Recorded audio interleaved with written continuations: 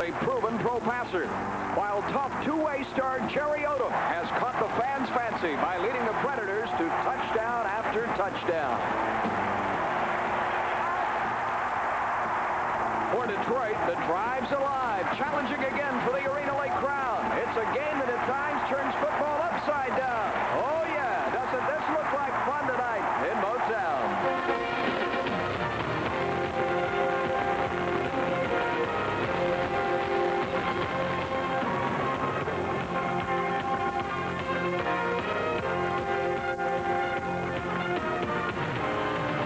We welcome you live to the Motor City and inside the Joe Louis Arena.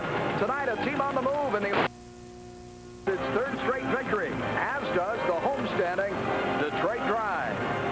Good evening. Hello once again, and welcome on Sunshine Network to Detroit. I'm Paul Kennedy, and it's a pleasure to introduce to our viewers in the Sunshine State from our sister regional affiliate FAST, Jim Brandstatter here, the voice of the Michigan Wolverines, and he also does the Lions. Pretty long introduction right there, but obviously Jim knows his football. Keep going. I'll take more. It's his birthday today. How did you know that? We leave no stone unturned on Sunshine Network. The thing about football is fun. You can do it in the middle of summer. You can do it in the fall. And arena football, despite what everybody might tell you, is real football. It's full body contact, and it's fun. Both teams are 2-1, Detroit and Orlando. We'll look at the standings and the Drive a game behind Cleveland. I think, though, the teams that are going to go for the Arena Football Championship are going to come out of the north or the south. Cleveland, Detroit, or Cincinnati out of there, and in the Southern Division, Tampa Bay or Orlando. Those two teams, I think those five, rather, are going to be the five teams that really one of them is going to win the championship. Speaking of five teams, how about Orlando's number 5, quarterback Ben Bennett? What a year he's enjoying. He's thrown 13 touchdown passes in the first 3 weeks. Smart, veteran, arena football quarterback. Experience is the key at that position, and Ben Bennett may be the most experienced in this league. One of his top targets is Barry Wagner, who also plays very well on the defensive side of the ball. The thing that makes Barry Wagner so exceptional is his size. 6'3", 215. He can play the big receiver against the small defensive back, but he's big enough on the defensive end to knock somebody down and stop them from gaining yardage. For Detroit, Ron Adams has led the Drive to 2 straight wins and thrown 6 touchdown passes in the process. 6 touchdown passes with just 1 interception. Came in off the bench in their opener. He's got great touch on the ball. That's what makes him so good. He can throw the lob ball or he can drill it in there to a good receiver. Last week, Detroit scored 70 points against Cincinnati, and that gentleman, Alvin Reddick, the linebacker, had 5 sacks in one game. 5 sacks in one game. Reddick, their rush linebacker, he just abused the fullback, and that's what he can do. If the Orlando fullbacks aren't ready, Reddick can get to them.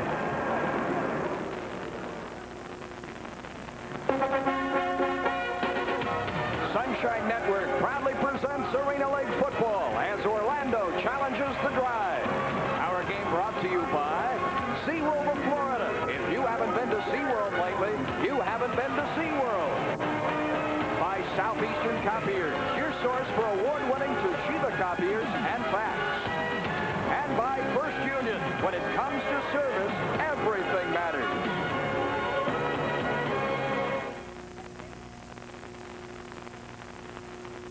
You know,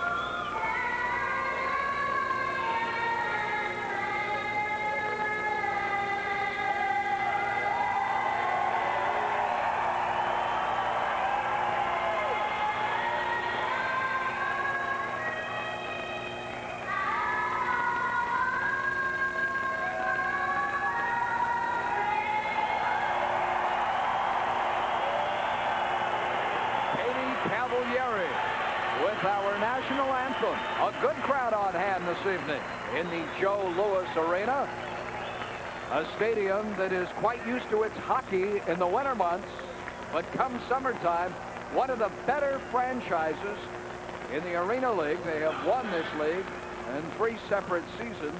The Detroit Drive, coached by Tim Markham in his 4th year now, And a fellow who should be familiar to University of Florida fans. He coached for the Gators and Steve Spurrier. And Perry Moss, of course, the head man for the Orlando Predators. He coached here for Detroit a couple of years ago.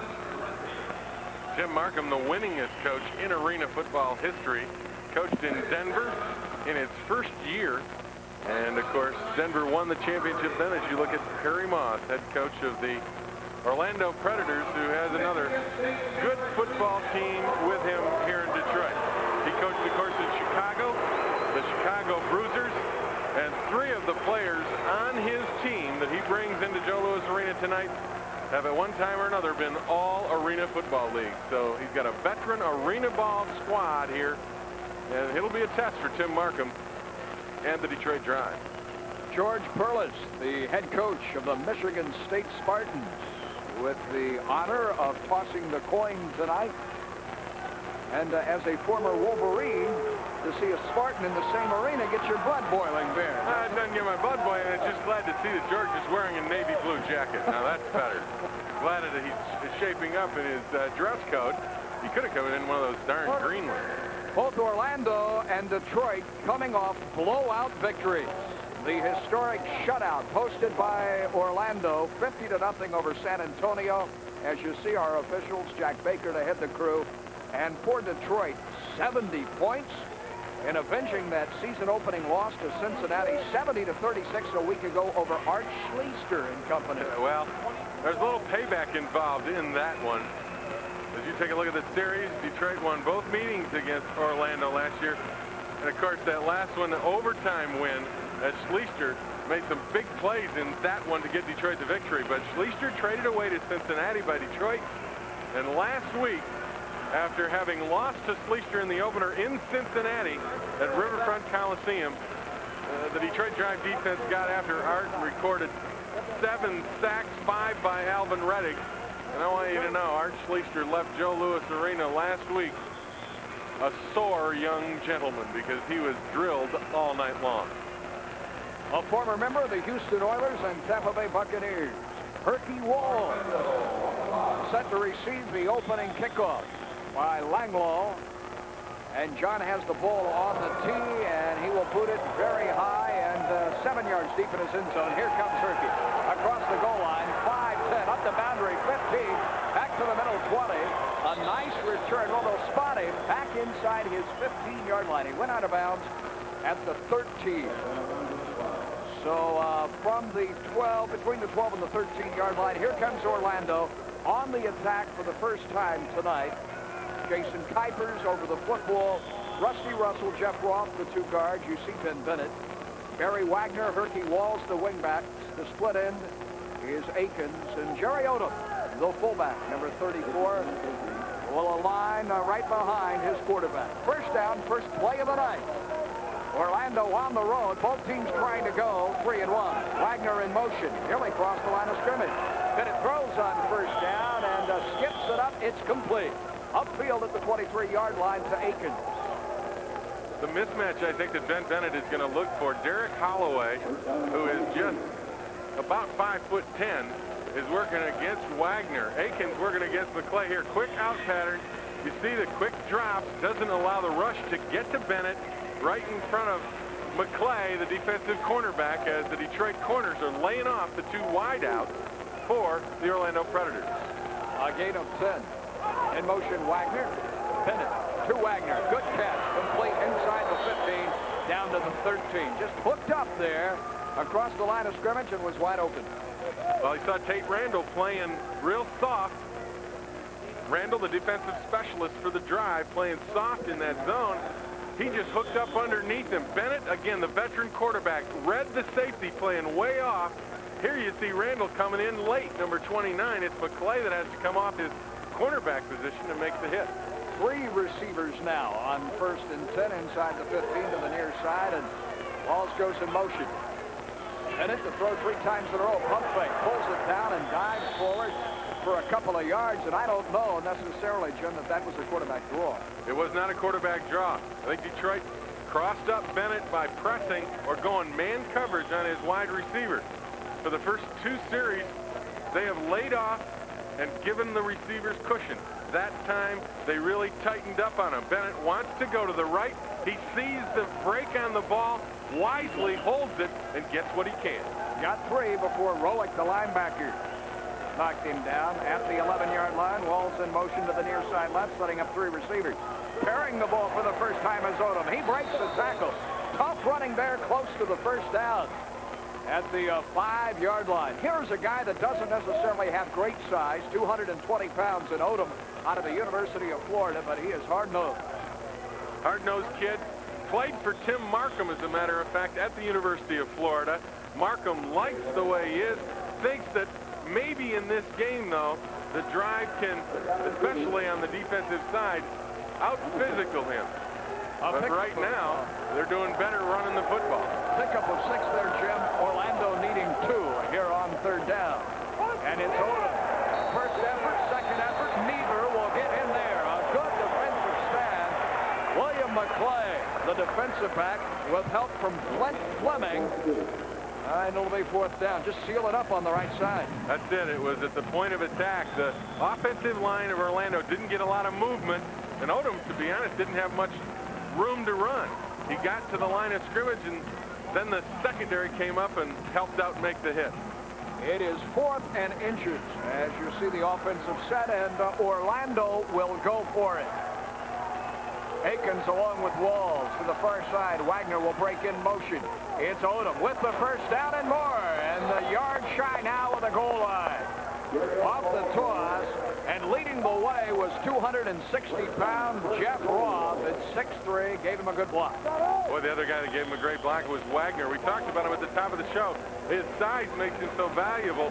As a wide receiver, he came down and chopped down the defensive end. Watch him come in. There he is, 82. See, he chops the defensive end down, and that allowed the runner to get outside the corner, and we've got a flag thrown, Paul. Motion, perhaps, on the defensive side of the football. Orlando pointing toward homestanding Detroit. And our referee, Jack Baker. Encroachment on the defense. Half the distance to the goal. First down. You can hear Jack up here, can't you, the signal? Very emphatic. The microphone is working. Jack is going to let everybody in the world know, particularly in Florida, what the call is. The length of the football stands between Orlando and the first score of this game. Orlando marching with the opening kickoff. Bobbled snap from center. A loose ball, and it is Detroit, which was close to recovering it, and it rolled out of bounds back at the 4-yard line. And only the ball bounding against the wall prevented Detroit from hopping on the turnover. We've got a real controversy brewing, too. Watch Wagner. He is coming in from that wide receiver spot in motion and going right at John Corker's right knee. And John Corker is complaining about that. Meanwhile, the mishandled snap by Bennett, and he had trouble with that last week. Mishandled snap cost them an opportunity to get in the end zone. It's 2nd down now and goal from the 5. Bennett is going to go airborne. Throws into the end zone, and it's patted around and knocked away. Incomplete. A fine defensive play. The pass intended for Barry Wagner, and it was Tate Randall that broke it up for Detroit. A lot of traffic in the middle. Bennett thought he could squeeze the ball in there, but they had 2 defenders around Wagner. Maybe ill-advised pass going in there with that much traffic around his big wide receiver. He's looking at him all the way. He's got plenty of time and tries to squeeze it into Wagner, and you see McClay and Randall both there. Tough pass to complete. 10th play of the drive unfolding now. Still opening possession. Bennett backpedals, rolls to his right, directing traffic, running on a roll. He throws, and it's caught for a touchdown. Touchdown Orlando. Barry Wagner had to get 1 foot in, and he did right at the pylon.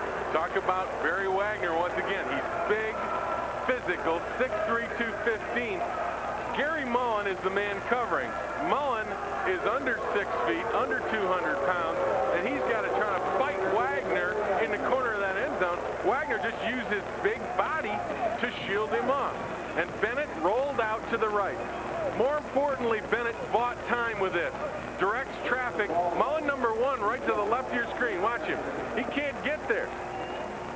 Wagner is in the end zone, and it's a score. For Wagner, his 8th touchdown reception of the season. He leads the team in that department. Jorge Caminavilla to add the extra point.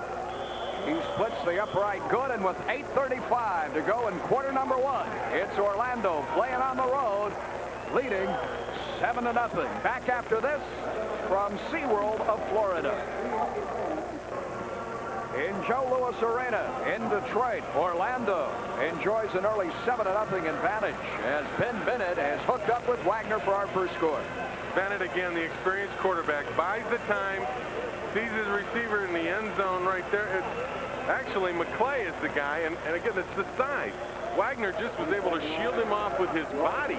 At 6'3", 215, McClay under 6 foot, under 200 pounds, just can't fight through him to the ball. George LaFrance, the Arena League's Player of the Year for 1991, awaits in single safety, 6 yards deep into his own end zone.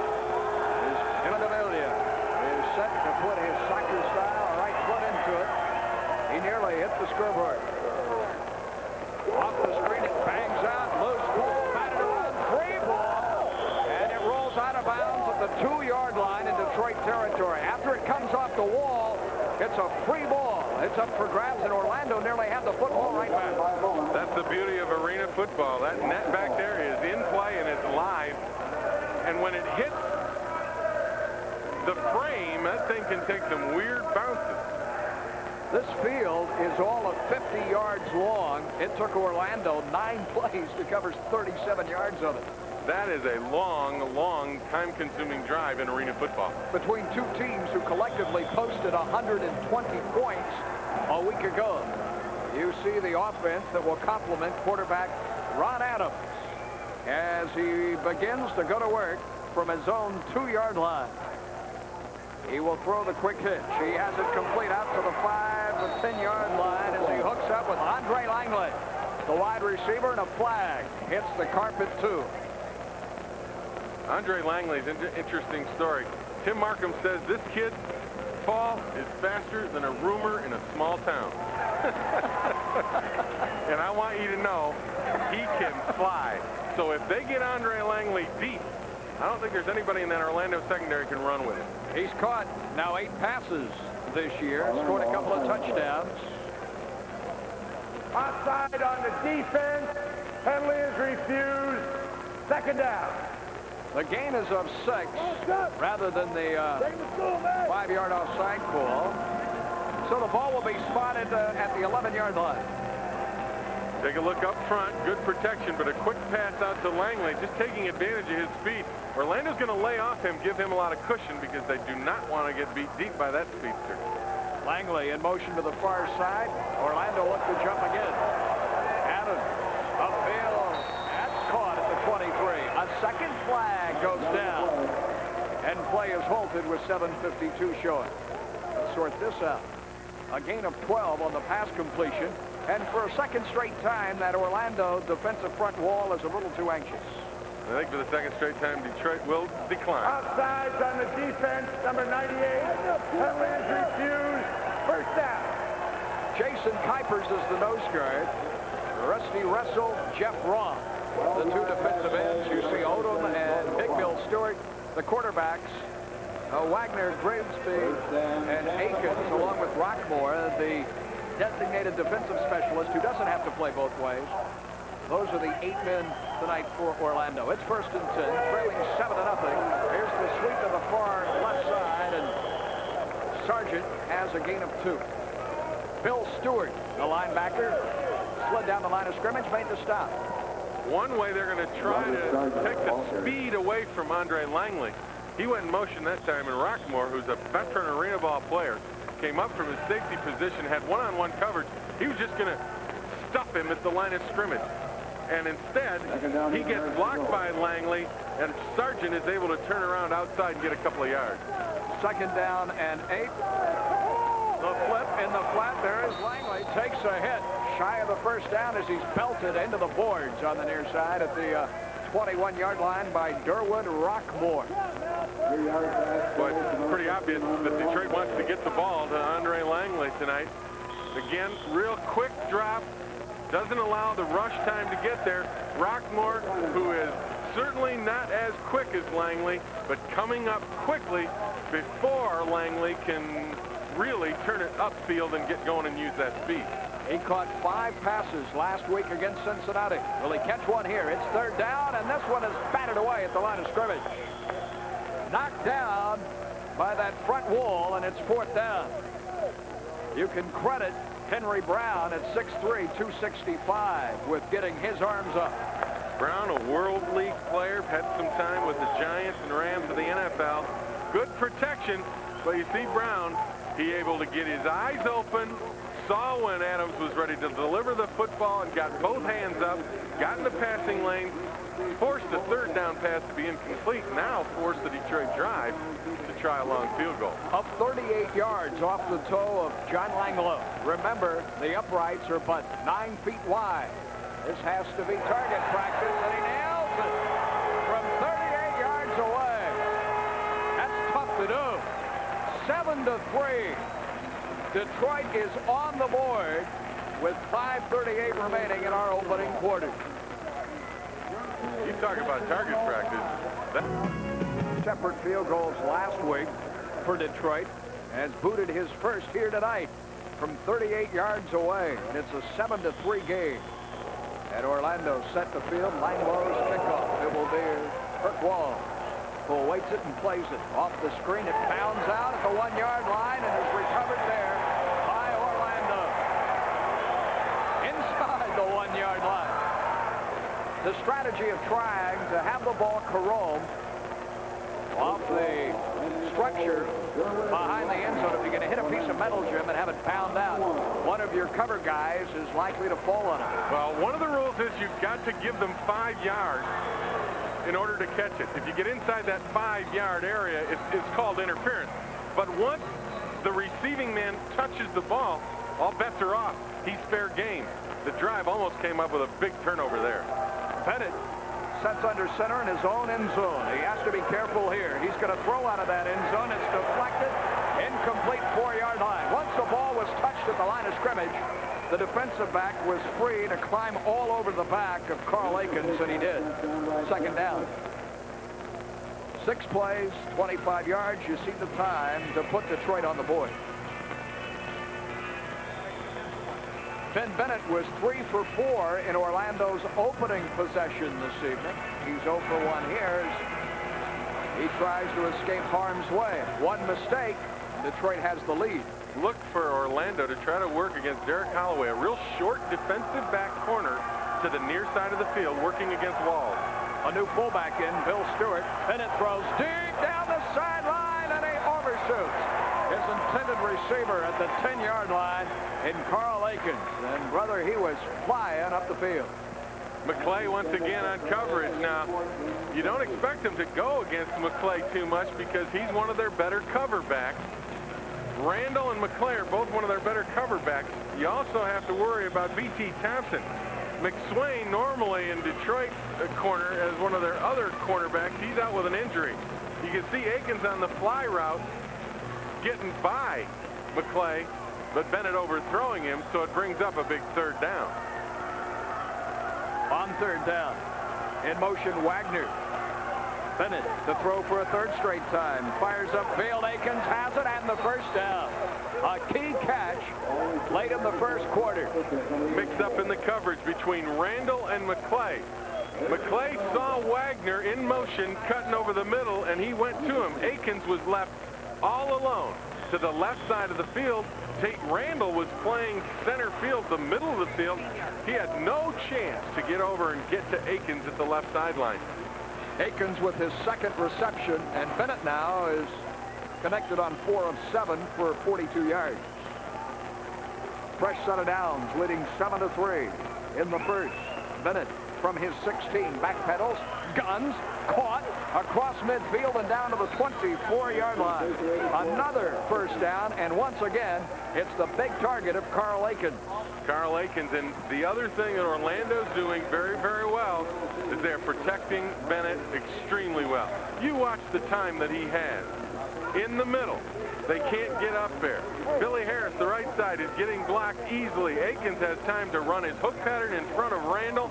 The reason you can do that is because you got all kinds of time to throw it. Give credit to those guys up front for Orlando.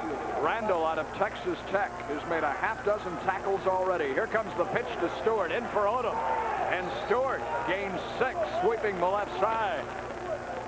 Stewart, too, with good size. A 215-pound running back, the second leading carrier on the year. He averages about 4 yards a shot. Robert Smith, the defensive lineman, 6'7", 270, knocked him down. Take a look at Sargent, 32. See, he gets blocked and knocked down. That rush linebacker, he's the guy that has got to stop that play. He was blocked by the guard. They were able to turn the corner and get 6 yards. Good play by Orlando. Second down, we'll call it a short forward for Orlando. And obviously this will be charged to Orlando. On the second hut, the only guy who didn't move was the center in Jason Kuipers and snapping the ball. On hut, Stewart broke for the line of scrimmage. And here came Detroit. They're discussing it. Jack Baker's certainly going to let us know. Ooh, ball goes against Detroit. I saw movement up front, too. And yet the penalty's going to go the other way. Encroachment on the defense, 3-yard penalty. Orlando gets a big break. For its center is not Kuipers, it is Kurt Moll, just signed out of the World League. Moll, a defensive lineman, all SEC for Georgia, has never played center. But in single platoon football, he's in there right now and will bend over the football. It's first down, Orlando. We saw Ben Bennett have a little problem with a center-quarterback exchange. With a new center in there, that's something to worry about for Perry Moss also. Leading 7-3, another fumbled snap. Bennett falls on it. It is tough to teach anyone to play center over a period of time. Give them less than a week to get ready to play professionally, especially that position, Jim. That's asking the near impossible. It's not only asking the near impossible, but remember this, not only must he snap the football, but he's staring right into the face of Quentin Knight, who's a big 6'4", 260-pounder that is breathing heavy right on your nose guard. So it's a little bit difficult to ask a guy to get that done after not having done it. Barry Wagner in motion. Bennett feels the heat, but fires complete at the 7-yard line to Herc Walls, who was sandwiched between the wall and Derek Holloway in the secondary, yet managed to hold on to the football. There's a veteran quarterback for you, though. Bennett goes back under a heavy rush. Now here comes Redding. He knows he's going to get hit. He throws to a spot. Walls is there. They're working against a small defensive back in Holloway, and Walls is able to get the job done. That's a gain of 11. Bennett's 6th completion. For Herc, his very first catch tonight. To the far side, Stewart slips the tackle, upended at the 5-yard line. Thought he was going to be able to cut inside a huge Robert Smith. Smith with a one-arm tackle. Smith did a great job. He beat the block of Charles Tobias and forced the ball carrier back inside. Watch him get upfield. See? He gets upfield and forces Stewart back inside. That's what a defensive end must do in this league. If you get him, let him get to the outside and break contain on the defense, he's in the end zone. We've played 15 minutes of football in Detroit, and it's Orlando dominating the drive, 7-3. Now football in prime time. It's Orlando leading 7-3 tomorrow night. Dave Reed and Barry Milligan will call a great summer classic, the Florida-Georgia All-Star Game, live from the Citrus Bowl. I'll be watching. I hope you will too. 4th down and 2 as the second quarter begins for Orlando, driving toward its second score. And this time, on the long count, it appears that Orlando has drawn Detroit offside. Bennett kept running and now is swarmed under at the 1-yard line. It appeared that Bennett kept barking the count to try and draw the drive into his backfield. A fourth down play down that close. Good job by Bennett. Offsides Detroit to call. Let's hear Jack Baker. Encroachment on the defense, number 62, 3-yard penalty, first down. Fourth down inside the 5. Tim Markham got to be disappointed with the defense at this point because that's a free first down. When you're down in the red zone, you can't make mental errors like that. You got to be disciplined enough not to go until that ball is snapped. That's a giveaway first down. And Paul, a stat that you will very rarely see in arena football. Time of possession in that first quarter, Orlando 12:03, Detroit 2:57. Unbelievable. What happened to rapid fire scoring that we're accustomed to seeing? Actually, what you're seeing is pretty good defense. There you go. You're actually seeing pretty good defense where you're not allowing big plays. The problem is Orlando has just controlled the entire game with their offense. First and goal, down the line option. Oh, Bennett is drilled by William McClay. McClay hit him right underneath his cage. Stuck him good. He gained a yard but paid for it. 2 number 5s tangling there. And a change in the way Orlando's blocking that play. We saw Wagner go in motion and cut the down man's knee. See how Wagner that time hit him in the shoulder. And Flint Fleming, who was that defensive end, stuffed the block, and that hurt the play. Third and goal. Wagner breaks in motion. Stewart drives into the end zone. Touchdown, Orlando. Same play again. This time, Flint Fleming gets double teamed. And we talked at the head of the show how important Wagner is because of his size. He can play wide receiver, but in this instance, they use him as a blocker. Watch Wagner as he comes in motion, and he just drills right there, 82. See, he takes Flint Fleming and rolls him into the end zone with the offensive guard, and Stewart just follows them both into the end zone. Bill Stewart's first touchdown of the year, by the way, Jim. I'll tell you, that Wagner's a weapon, not only as a receiver, but as a blocker from a wide receiver position. Amendolia to add his second PAT, which he does. It is a 14-3 game in Detroit. Advantage Predators, who have driven not once but twice successive possessions, both times for touchdowns.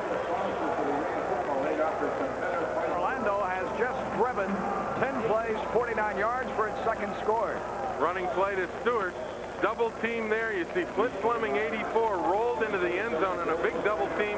The help, of course, from wide receiver Wagner. They go 49 yards, 10 plays, use 7 minutes. And they're controlling the ball game. France straight up the field. What speed to the 23. There is talent for you. A 30-yard return. Good blocking up front. You see LaFrance get a full head of steam, make the shallow cut right there. That's what you want to do as a return man, is make a shallow cut when you see daylight and try to use your speed to brush by everybody and get deep. LaFrance gets it out 23 yards. Awful good return for the Detroit drive. Gives them good field position, even though they're down 14-3 with 13:30 left to play here in the first half. The trainer, Joel Johnson, and his staff attending to Orlando's Eric Drake, the lineman who is covering that kickoff. And Eric being helped back up to his feet. Coach Perry Moss out there, very concerned for his fallen warrior. And hopefully Eric will be none the worse for wear. We have 13:30 remaining in the first half. And remember, in Arena League football, the clock does not stop until the final minute and a half of each period, unless, of course, there are injuries or other special situations. And also, don't ever forget, if this is your first time watching arena football, no lead is safe. Things can happen in a hurry. First and 10 for Ron Adams. And the drive, and again, motion along the line of scrimmage. Might be against Detroit. John Corker, the right offensive lineman, took a step, and he may get the call. We have seen this will be our 5th penalty of this variety tonight. It's been a busy night for Jack Baker, the referee, and his 5-man officiating crew. And I'll tell you, you look at that replay one more time. Tom Hastings working at it down in the truck. Corker did shift his body, but then was reset. And then Orlando jumped, and Corker reacted to that jump. I think it will still go against Detroit, though. As you take a look at Tim Markham, told me before the game he wanted to make sure that I relayed his hellos to all of his Gator fans. Coached on Steve Spurrier's staff, University of Florida in Gainesville. On the defense, 3-yard penalty, first down. I guess seeing is not believing up here. We've been wrong twice, Big Jim. Umpire Wes Fritz, who has worked college games for years outdoors, said that he had to learn 128 rule variations coming into arena football. It's a great deal different. Adams to throw.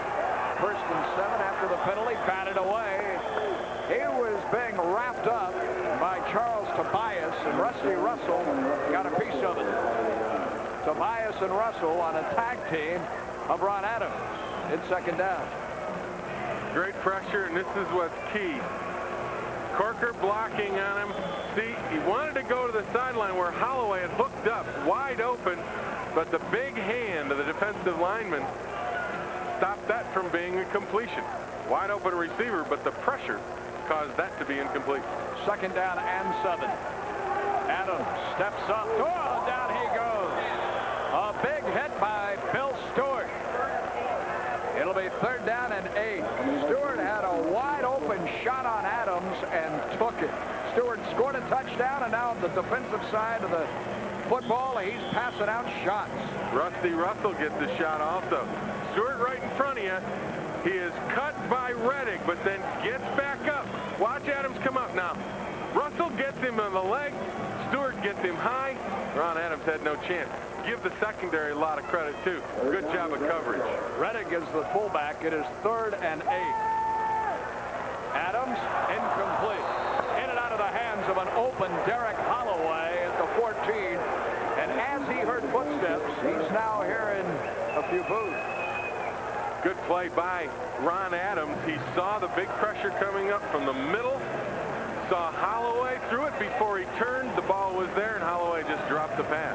Adams just 3 for 6 for 23 yards tonight. In our first half, 14-3 Orlando, and Langlow to attempt a 41-yard field goal. This would be his 2nd tonight. He has kicked a 38-yarder. The snap, the spot, and here's the kick. It's perfect again. A dead-eye marksman. If it's not for John Langlow, the Detroit drives are not even close in this ballgame, because the offense has sputtered. Defensively, they've given up 2 long drives, and Langlow has kept them at least within striking distance. Orlando's defense has not surrendered a touchdown in better than 5 quarters now. And Langlow's 2 field goals, the only points on the board for the home-standing drive. The crossbar 15 feet rather than the customary 10, and the uprights, rather than being 15 feet wide, are narrowed to 9. It looks like the eye of a needle from 41 yards out. And John Langlow has hit 2 of them. Correct. 1 from 38, 1 from 41. That's awful good. Langlow, by the way, is really kind of a story in itself. He is the only other kicker Detroit Drive has ever had was Novo Bojovic, who kicked for the old Michigan Panthers of the USFL. And after their opener, Novo hurt a hip flexor muscle. They went out and got John Langlow, and so far, I think Novo might not have a job if he gets well. Bojovic was only 1 of 6. Langlow now 5 of 8. To Herkwall. Deep in the corner. Out he comes. 5, 10. Flag flies. 15. Out of bounds. Right at the 15, 16-yard line. The flag was thrown back at the Detroit 15. It was John Corker for the drive who made the tackle. That'll be assessed against Orlando.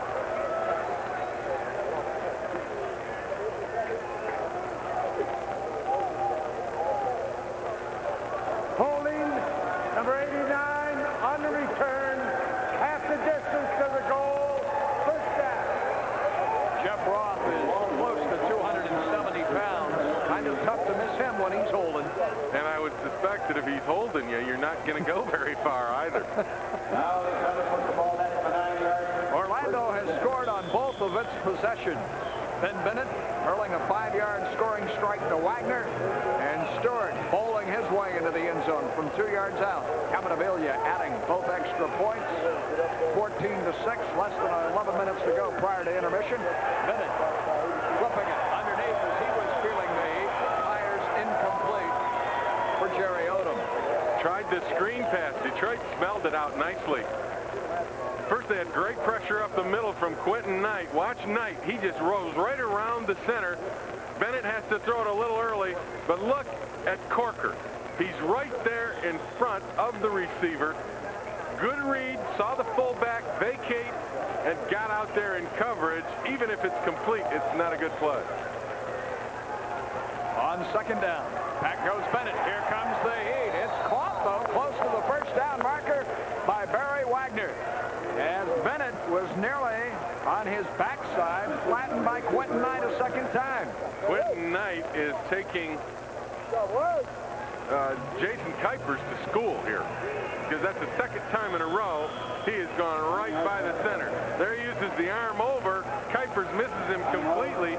Free ride at Bennett, but Bennett somehow, with that experience, the ability to get that ball off, found the open receiver and got enough so that they'll bring the chains across and measure. Kurt Moll, who opened the game at center, had problems on the quarterback-center exchange. Now Kuipers, the regular center throughout the first 3 weeks, re-enters the game, but he's finding Knight tough to deal with. The chains show that the length of the football is all that stands between Orlando and a first. And if you look at Ben Bennett in the huddle, don't you think he's having a few words for Mr. Kuipers? Saying, hey, at least get a body on Knight. Give me a break. Knight, 6'2", 280. Big, massive arms. In this section, will you please refrain from blowing the whistle for the consideration of teams? There are whistles in the stands here this evening.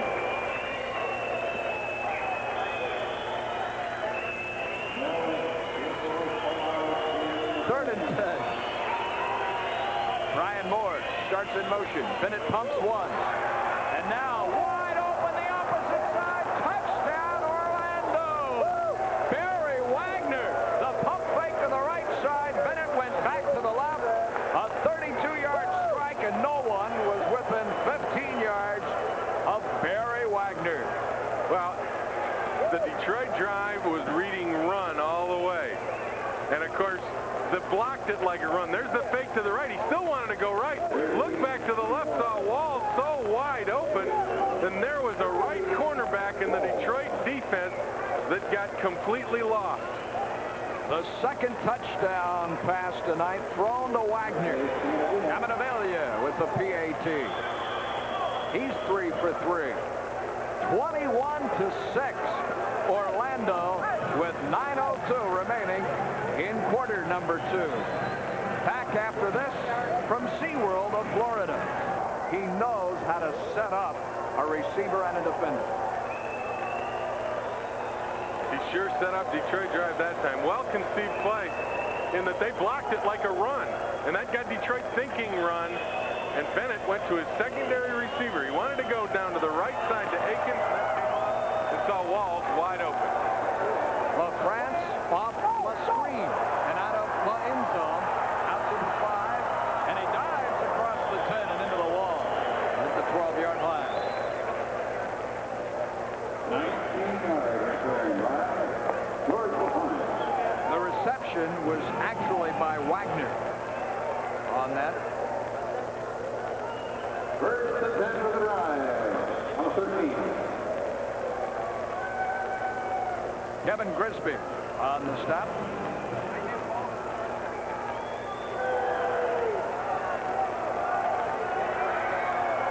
Mullen to the near side left.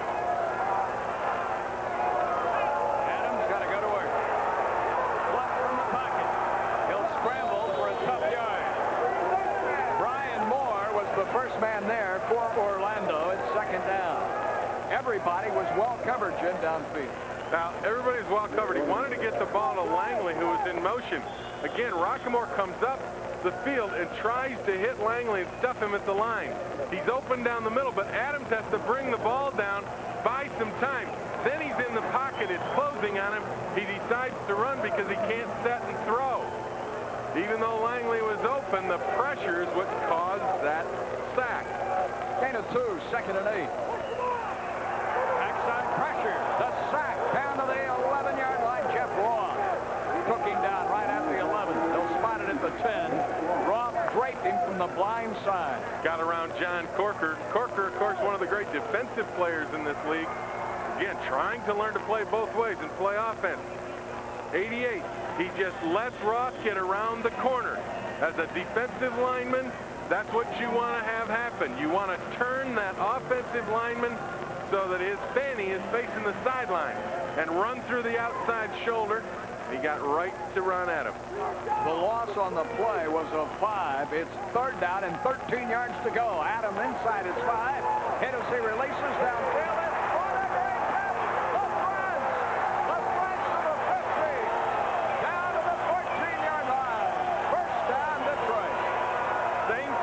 Tried to run to Langley earlier in this series when Adams had to eat the football. This time LaFrance comes up. Watch, they try to stuff him at the line, but he avoids the stuff by Rockmore. Adams this time has time. Even though he gets drilled, throws up the duck. LaFrance is able to adjust to it and make a big play for Detroit as we've got an injured Orlando Predator down on the field.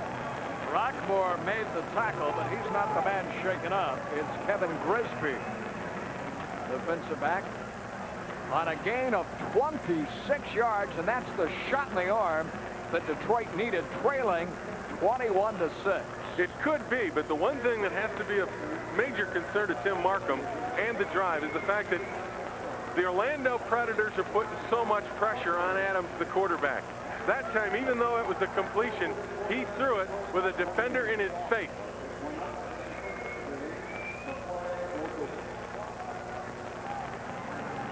Being helped off the field is Grisby. As you see that France went way up to make that catch. He bent his left leg underneath him, and his toe stuck on the turf. And that's a left knee or ankle for Grisby. He's one of their defensive specialists along with Rockmore. And if the Detroit Tribe is going to do anything, they're going to have to attack that secondary some, which means Wagner, who's going to come in and play that one corner now, is going to be a real Iron Man tonight going both ways. All right, does Detroit take advantage of the situation? Delay, the handoff inside, Broderick Sargent. Sargent pops it for about 3. It's a good run of the Or a mixture of the run and the pass there, Jim. They had not put the ball on the ground. That's but the 4th running play tonight. Yep, and Sargent does a good job there, even though Odom has one leg. He's tenacious. You talked about him before. Not a great tackle, but it got the job done. Had he not made that tackle, Sargent's in the end zone.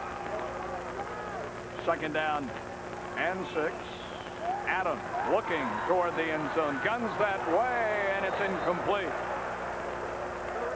Defending was Wagner, who ends up on his back, and the intended target was LaFrance. What a matchup that is. LaFrance offensively, Wagner defensively. You bet. LaFrance got great quickness, and he's their really big play receiver. Take a look. Ball thrown in the corner.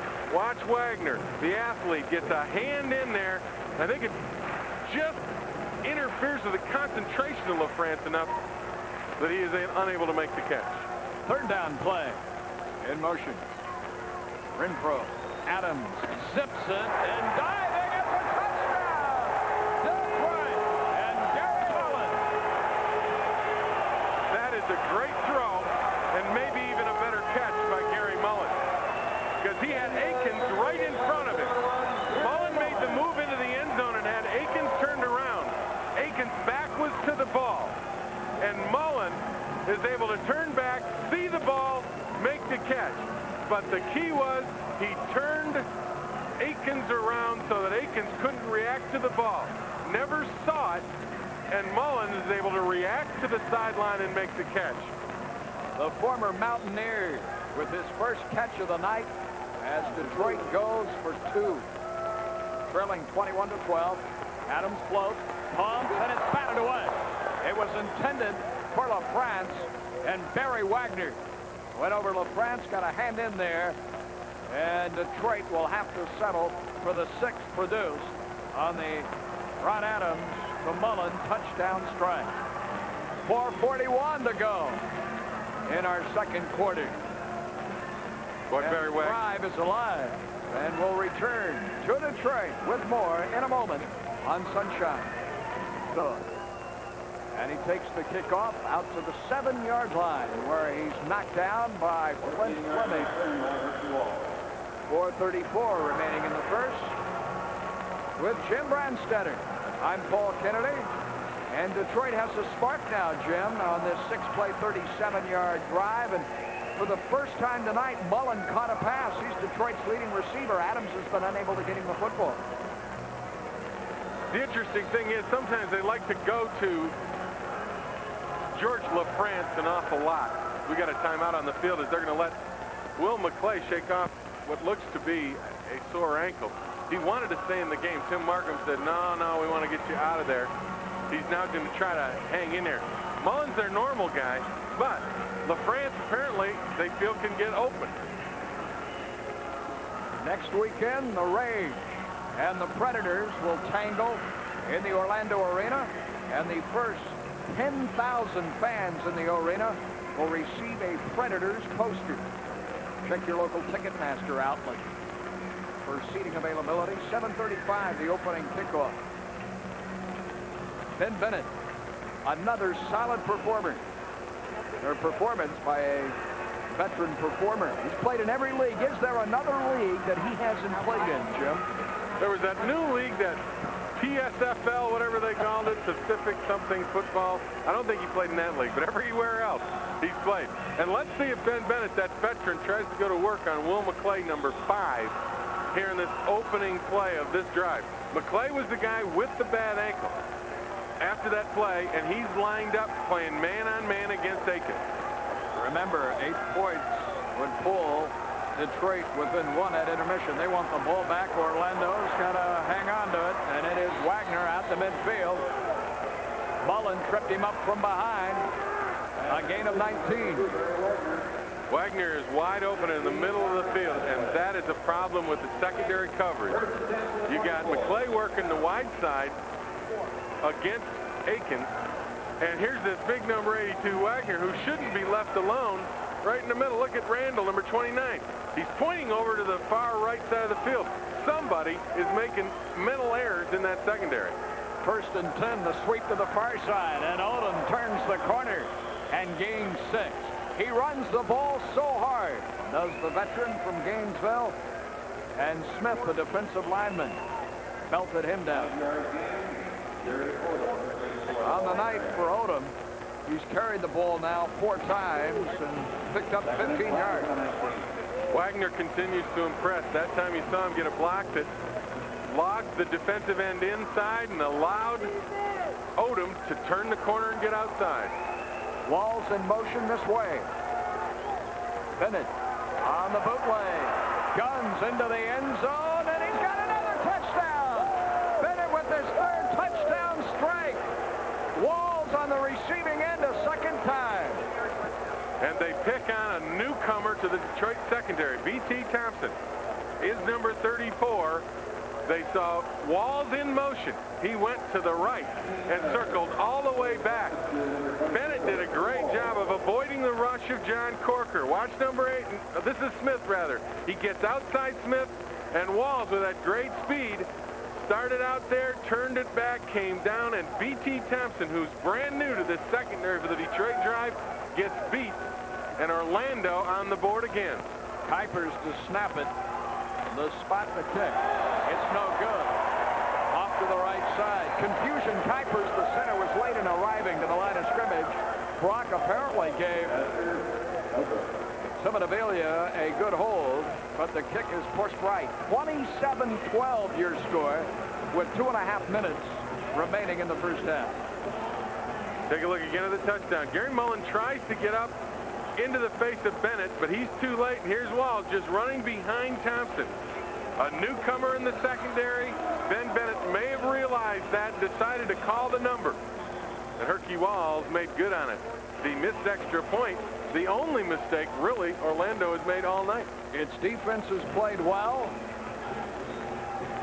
And Ben Bennett has been sizzling hot. A pair of touchdown passes to Herky Walls.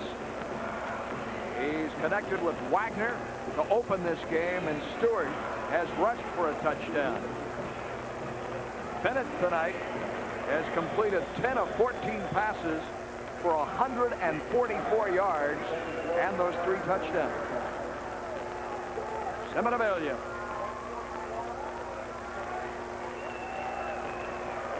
France off the screen, fields it cleanly, spins at the 5, 10, 11-yard line, and a long flag flies and sails in from midfield as Orlando's Henry Brown, the defensive lineman, made the tackle. Go back to that touchdown by Orlando a moment ago.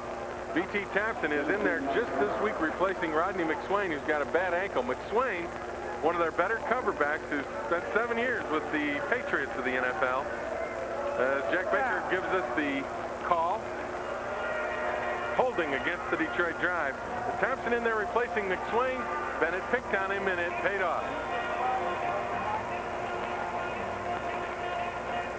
The man who makes the tackle is the man who was held. As you can see, Robert Smith from Detroit grabbing onto the left arm, and yet Henry Brown is able to make the hit on the return. Doubly embarrassing when even with the penalty, you can't prevent your man from making the stop. The toss comes back, another flag flies, and Roderick Sargent rumbles out to the 10-yard line. Bill Stewart on the stop, just now getting up. This will be our 8th penalty in the first half, and it has 1:59 left.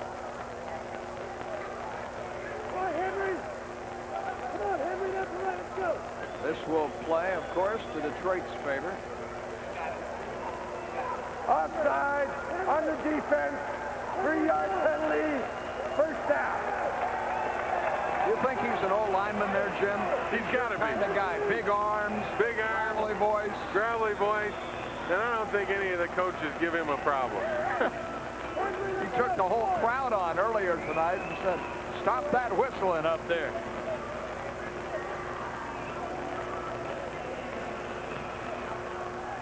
The clock rolls now, 1:45 and counting. 27-12, Orlando with the lead. Detroit, bobble snap from center.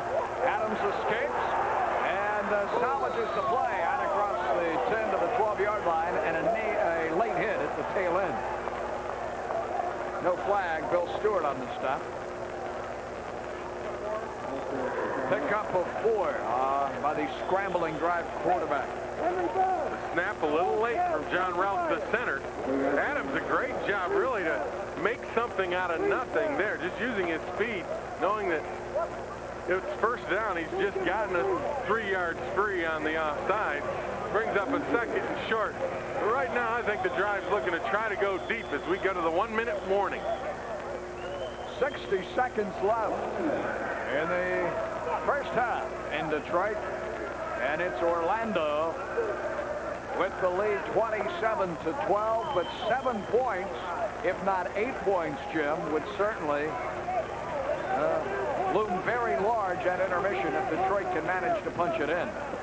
Very large indeed, and as we said, no lead is safe in arena football. A couple turnovers here, weird bounce off the net, and you can find yourself back in a ball game in a hurry. Dallas playing Charlotte this evening. We'll update that score for you. We invite you to join us Thursday evening for This Week in NASCAR, live from Watkins Glen, New York. Airtime on Sunshine, 11 o'clock.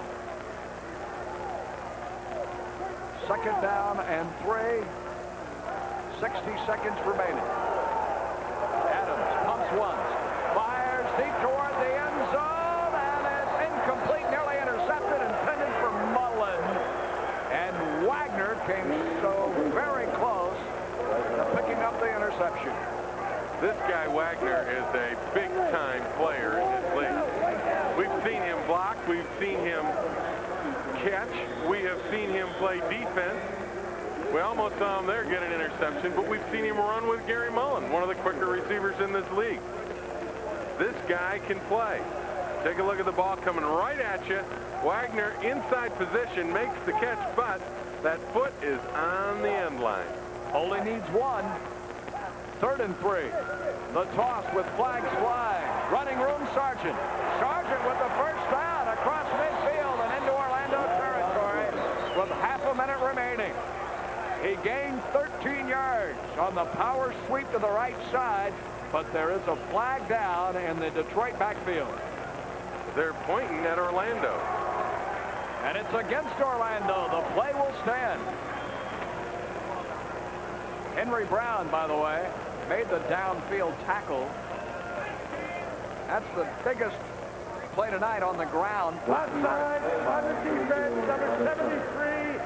Penalty is refused. First down. Sargent, 3 carries, 18 yards, 13 of them on that run. And now Ron Adams is truly within striking distance. And they're rolling the clock with 34 seconds left to play here in the half. Mullen to the near side left. Adams the short drop. Great catch. 11-yard line. LaFrance. First down. 23 seconds remaining. How did he make that grab? I don't know how he made the grab, but he turned around and reacted really well to the ball. But a great read, too, there by Adams in the sense that he saw Rockmore, the safety, backing out of there. They were not going to give up the deep ball. Watch LaFrance. He'll come right through your screen and see Rockmore how deep he is. He's not going to get beat deep. So LaFrance just turns it upfield, hooks really, and Adams throws the ball low and away. LaFrance reacted nicely to make the catch. Good enough for a first down, and the drive called timeout with 23 seconds left in the first half as they are struggling to get back in this ball game against Orlando. Adams with 6 completions and 11 tries in the first half, and half of them have gone to LaFrance. And a good job, too, Jim, by the Detroit offensive line as Orlando is firing linebackers and blitzing here in the waning moments. That's been the biggest problem Detroit has faced in the early going in the first half, was the fact that they couldn't protect Adams very well. Now they seem to be getting a little bit better job of it, and the passing game for Detroit's coming around. Adams has thrown 1 touchdown pass tonight, a 10-yard strike in this quarter earlier to Gary Mullen. 23 seconds remain in the first half. He stands at the Orlando 11 as he retreats to throw. Feels the heat. Flips it complete, but stumbling in his own backfield is Sargent, and they'll lose yardage on the play. And there's a flag down as well to halt the clock with 18 seconds to go. That was ugly. That is not the way you draw it up, but Detroit will get a break. I believe the penalty is on Orlando. It is on Orlando. This is a little screen pass to Sargent.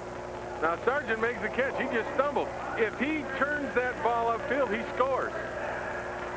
But the holding call against Orlando on defense will move the ball down inside the 10-yard line, and it will give Detroit the automatic first down. If Broderick Sargent's able to keep his feet, Paul, Detroit might have gotten in. Adams just now leaving the huddle with his head coach. Coaches outside the boards onto the field to talk to their QBs. And they got to have quick feet because there's sometimes they might get hurt standing on that field. Line of scrimmage. First down, 7-yard line. The toss sweep. Sargent hemmed in, taken down. The first man there was Stewart, the active linebacker. Stewart came shooting through from the linebacker position. When Sargent couldn't turn the corner and had to turn back up inside, Stewart was right there. Here's the pitch sweep. Now watch. Stewart just breaks right through between the guard center, turns the play back inside, and that's where Henry Brown was. When you can turn a sweep back inside to the rest of your pursuit, you've done the job. Stewart did it on that play. A week ago against Cincinnati, Sargent scored 2 touchdowns on the ground. And looking at film all week long, Odom and the Predator defense were very aware of his presence on the football field tonight. Where he would be. 12 seconds to go, 27-12 Orlando. We near halftime. Adams into the end zone. He's got a touchdown!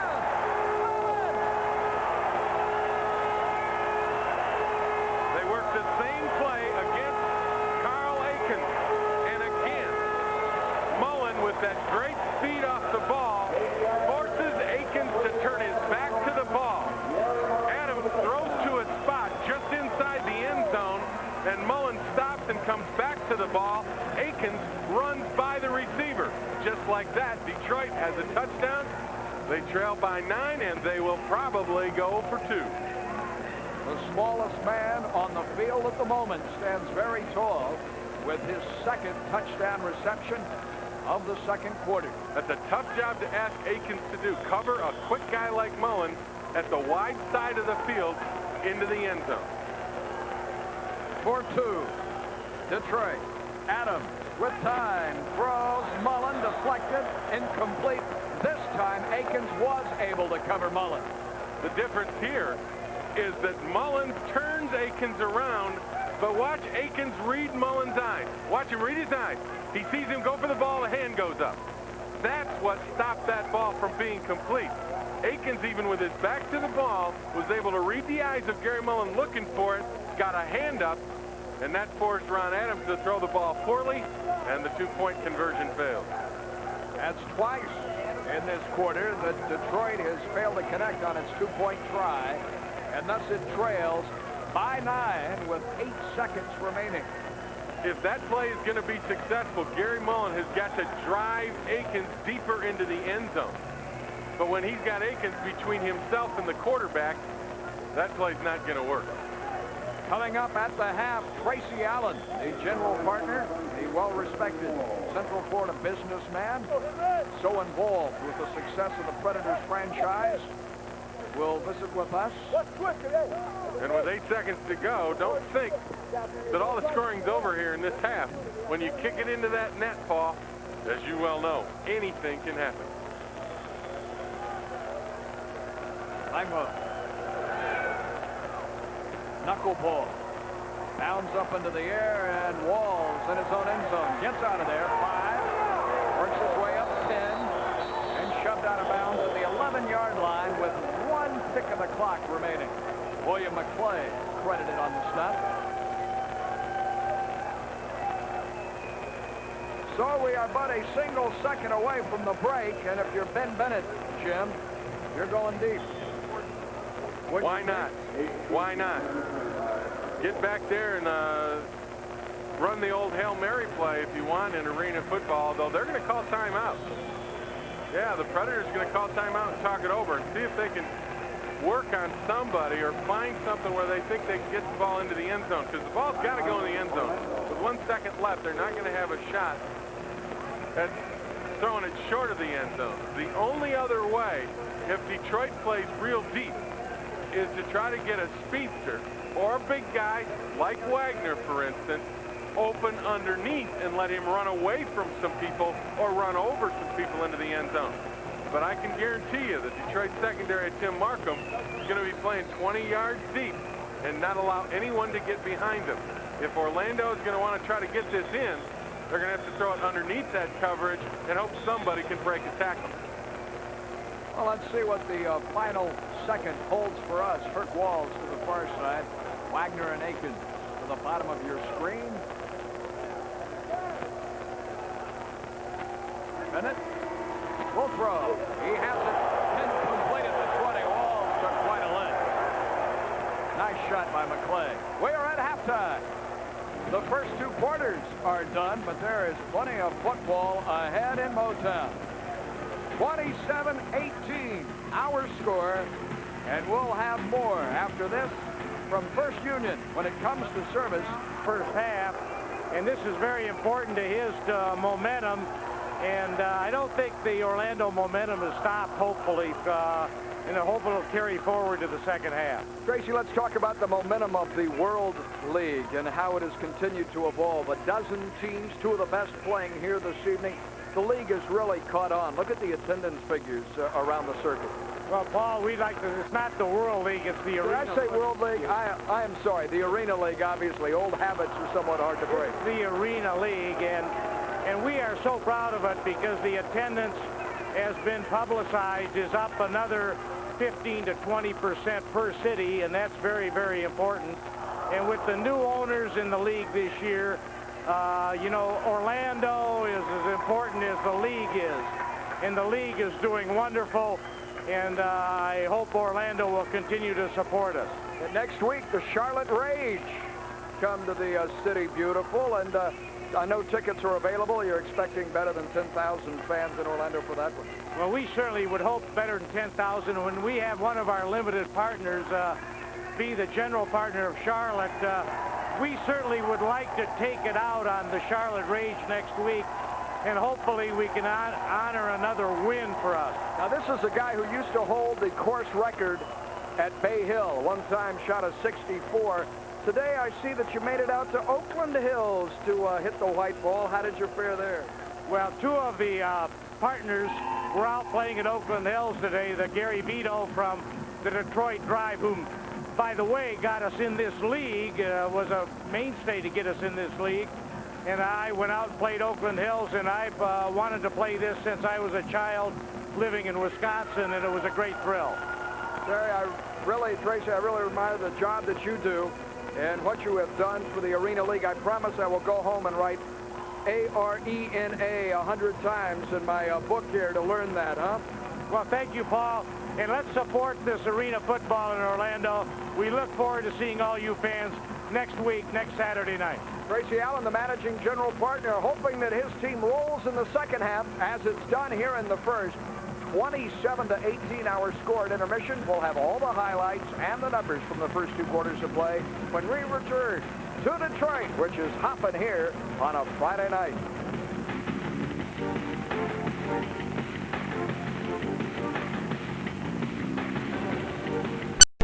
27 to 18 our score at intermission. Orlando over home standing Detroit as we welcome you back. Jim Brandstatter. With Jim Brandstatter, I'm Paul Kennedy. Lively first 2 quarters of football, huh? Lively first 2 quarters indeed. Really dominant when you look at Orlando and the way they played, especially controlling the football. Ben Bennett makes the difference. And the other guy I thought was just outstanding, who's a man among boys out there, is Barry Wagner. Let's take a look at the numbers from the first 2 quarters of play. Both quarterbacks have had lively arms. Bennett has thrown 3 touchdown passes, and Adams for Detroit has thrown 2. The team numbers first. Team numbers, obviously, 164 total yards for the Predators shows their offensive dominance. Less than 100 yards for the Detroit Drive. Penalties, 5 for 13, 4 for 18. Pretty even there. No turnovers. Well-played game, but I think defensively, Orlando's really done a better job of keeping Detroit's big play guys in check until late when Gary Mullen got a couple touchdown passes against Carl Aiken. Orlando shut out San Antonio a week ago, 50 to nothing, and had held Detroit without a touchdown through the first 2 quarters of play. And until Adams got hot through those 2 touchdown passes to Mullen, we'll have those for you and the rest of the highlights from the first half when Jim and I return on Sunshine Network. 2 quarters as expected. When Arena football takes to the field, we welcome you back. Let's go right to the highlights. And for Orlando's Ben Bennett, he had the 13 touchdown passes coming in. It didn't take him long to fire number 14 on the year in this game. This one goes to Wagner, working in the corner of the end zone against McClay. Look at him hold him off with the body, 82. He just got such physical strength. He held McClay right off, stepped in the corner of the end zone, and Bennett found him for 6.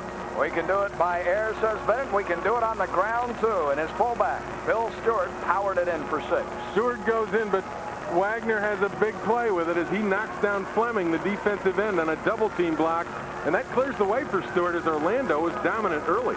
They were leading at that time 14-3, and Bennett would find Herc Walls wide open in the end zone. Look at that pump fake of Walls all alone up the other side. Well, this is a 4th-and-1 play, and the Detroit Giants thought it was going to be run all the way. And how Herky Walls got open that much in the corner of the end zone is something Tim Markham's going to have to look at on the film. The score at that point, 21-6, but Detroit came fighting back. Two plays very similar. Gary Mullen working against Carl Akins in the corner. He turns Akins back, and then Adams delivers to a spot, and Mullen is able to make the play. Second touchdown and drive scores, same thing, to the other side. He drives Akins into the end zone. Mullen stops. Akins runs by the ball. Mullins has the 6-point touchdown. Aren't those fun looking at it? That's the half. 27-18 our score. And the second half is just ahead after this from SeaWorld of Florida. Orlando or Detroit. Arena League football on a Friday night as we welcome you back for the second half with Jim Brandstatter. I'm Paul Kennedy. And if you're Detroit, your thoughts now as you strategize for the remaining 2 periods, Jim. Well, if I'm Tim Markham for the Detroit Drive, I got to tell my defense we need to pressure Ben Bennett. We got to get people in his face. And on offense, he's got to turn things around and find a way to move the football without big plays, whether it's through the run or through the air. Got to get Gary Mullen and Andre Langley involved and maybe get underneath their deep coverage and let guys run. Terry Moss, on the other hand, has got to look at his team saying, you know, we dominated this first half completely, and yet we're only up by 9 points. He's got to be a little bit concerned, but I don't think there's anything he needs to change. Wagner's playing outstanding. His quarterback is making the right reads and making the right throws.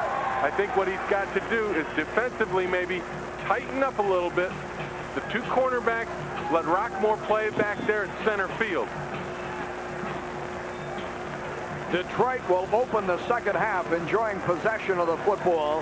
And it is the burner, George LaFrance, set to receive the kickoff from Orlando's Jorge Semenavilla.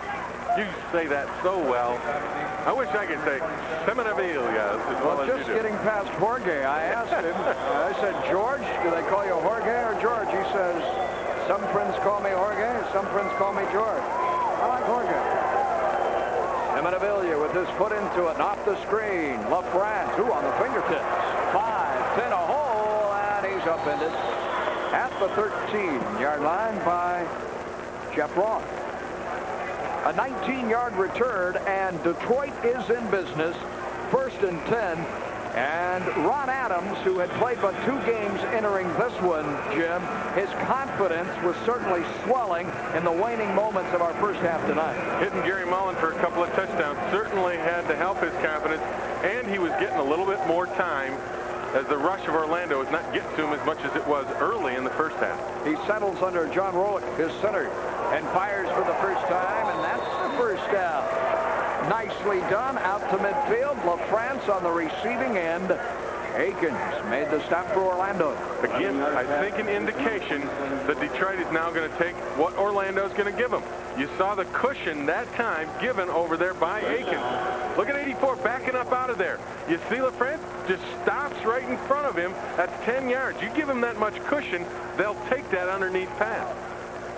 The 9th completion of the night, first of the second half. Adams quickly in the flat. Mullen, good spin move, buys additional yardage to the 15-yard line, working on Wagner. Mullen, who was quiet early, has suddenly become the focus of attention. Same way the other side.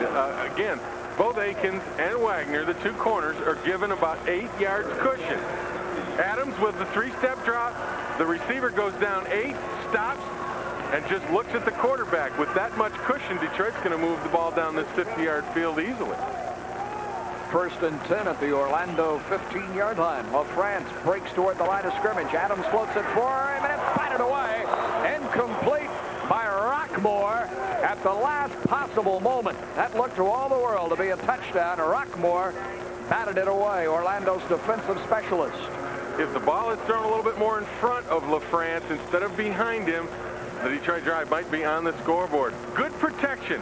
See the time Adams has? This ball thrown behind LaFrance a little bit allows Rockmore, who's a veteran, who can read the eyes of a quarterback, to get over and get a hand on the football. 2nd down and 9 from the 15. Again, LaFrance breaks. Adams throws the other way, incomplete. Akins nearly picked it off. The pass intended for Andre Langley, slanting the other way.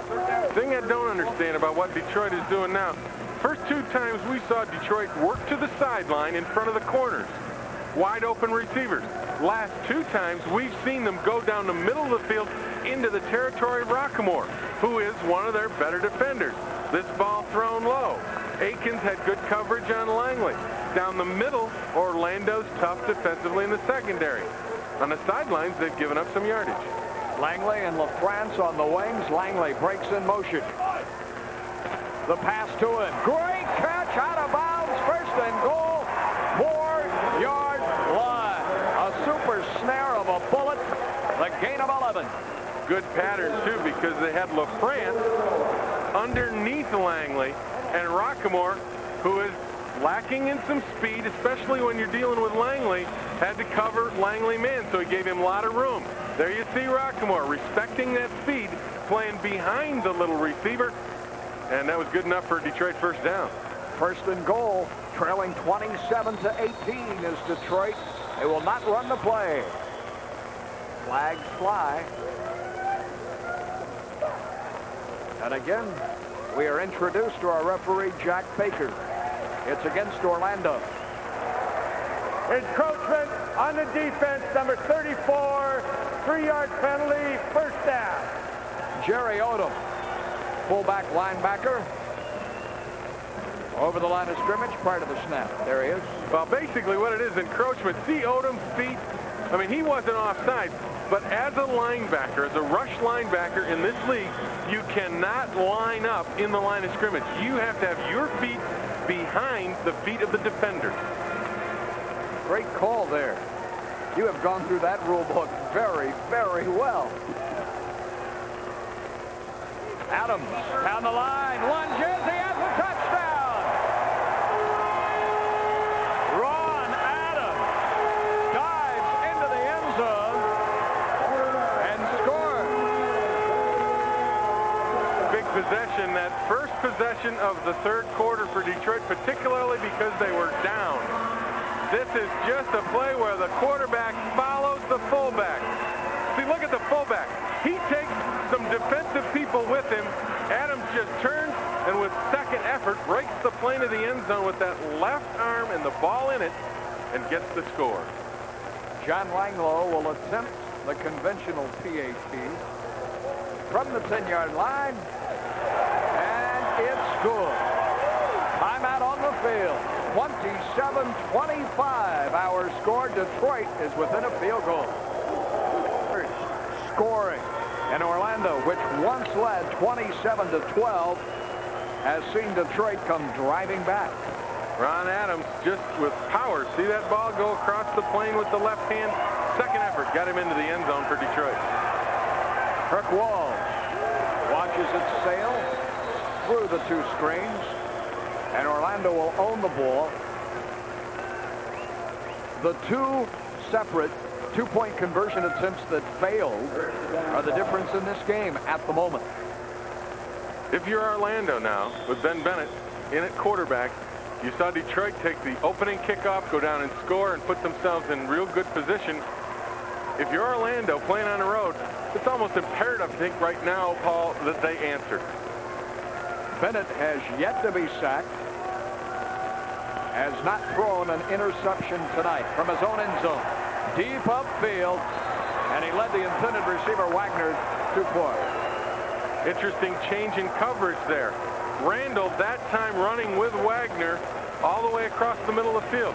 In the 1st half, we saw Wagner get open underneath Randall all day. But watch tape. He watches him as he cuts across the middle of the field. Randall runs with him. Bennett puts the ball out in front, but that's good coverage, forcing Bennett to try to make that perfect throw, and he throws it a little bit ahead of Wagner. Then a 2nd time from his 5-yard line. Backpedals. stacks, flags fly. He throws. Herc Walls breaks free. 20 at midfield. He has a blocker. The 10, the 5. He's out of bounds at the 9-yard line. Out of bounds, 9-yard line. And now our attention returns to the 5-yard line where that gold piece of cloth lays on the green artificial carpet. 36 foot. Take a look at it again. This time again, Wagner down the middle of the field. Randall sets down on him, so he goes to the sideline to Walls, who's getting a lot of cushion from the new defensive back, B.T. Thompson. Thompson can't stay with him. Walls has the speed to make him miss, and McClay knocks him out of bounds at the 9-yard line. Touchdown saving dive there on Herc Walls, and the flag is against Detroit, so it will be declined by the Orlando Predators. They're back in business. A 36-yard catch and run by Herc Walls. First and goal at the 9. Bennett shoots incomplete. And there is pass interference. William McClay too close this time on Aiken. Aiken running the slant cut. He had McClay one-on-one. McClay didn't take away the inside. There you see the call from Jack Baker. Now we'll hear it as McClay gets flagged on the interference against Aiken.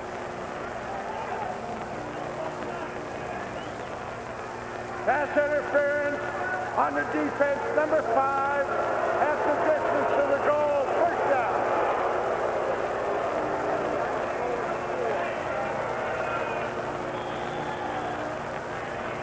Bennett goes back. Flint Fleming gets in his face, but he throws it. You see McClay with the left arm around the waist of Aikens, and the flag thrown appropriately as Detroit gets the interference call. Walls and Wagner left for Bennett. Wagner in motion. Bennett will be taken down. He gets rid of it. He is ruled sacked back at the 16-yard line. The first sack tonight. Bennett's protesting, saying, I got rid of the football. But the referee, Jack Baker, said, you were down in the grasp at the 14-yard line. Grasp and control, apparently, here in arena football also, as Flint Fleming never got blocked. I mean, he never got blocked.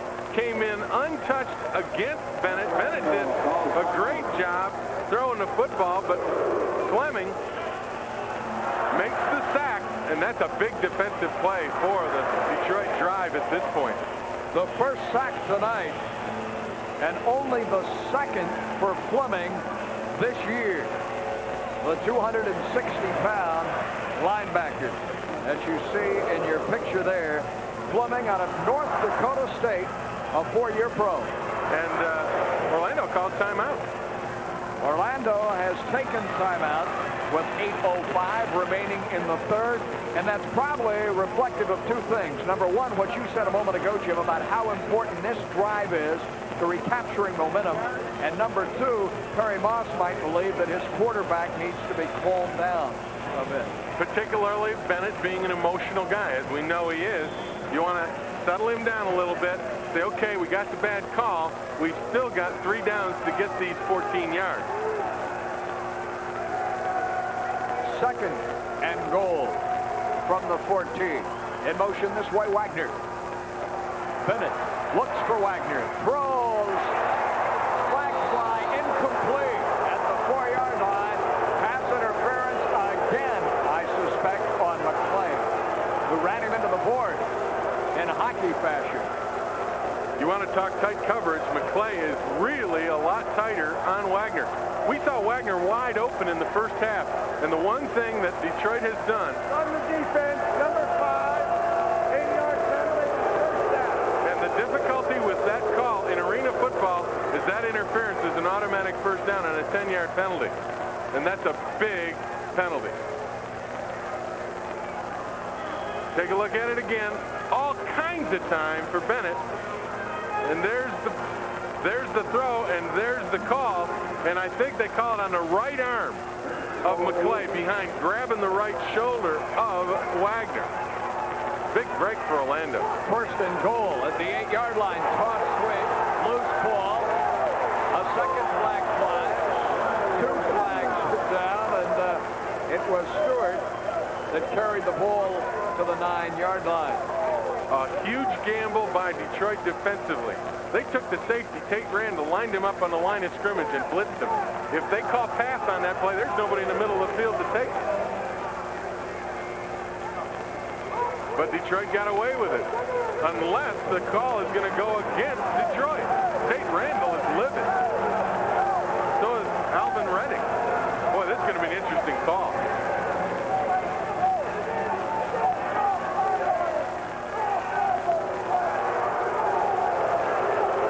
The call was illegal defense against Detroit. Again, when you line up people defensively, you have to be in a certain spot. 3 down linemen. Here's number 29. See at the left of your screen, Tate Randall. He's blitzing coming up on the line of scrimmage. And that was what they were flagged for. And Detroit's coach, Tim Markham, had just got a flag thrown at him. And Markham kicks the flag back at the referee and then gets another flag from the back judge in the end zone. Markham is 3 yards onto the field. On the defense. Unsportsmanlike conduct is the call. And the alignment of Tate Randall is what's in question here. The referees say that's illegal defense. You cannot line your secondary back up on the line of scrimmage. Unsportsmanlike on the defense. After this. So there are 2 unsportsmanlike conduct calls on Tim Markham, who spent a couple of years in Florida with the Florida Gators, and all of his friends back in Gainesville right now probably interested in the fact that Tim got right into the referee's ear rather severely. I think he brushed him there when he got the flag. Then he went out and kicked the flag back. Look at this. He goes out and he kicks the flag back to the middle of the field. Wow. The crowd on its feet.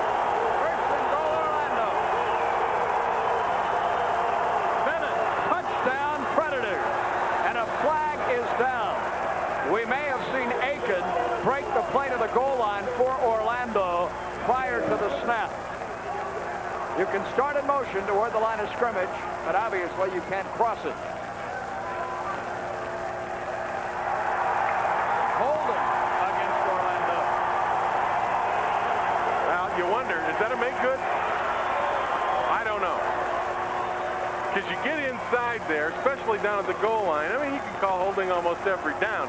And the flag came from the back judge in the back of the end zone.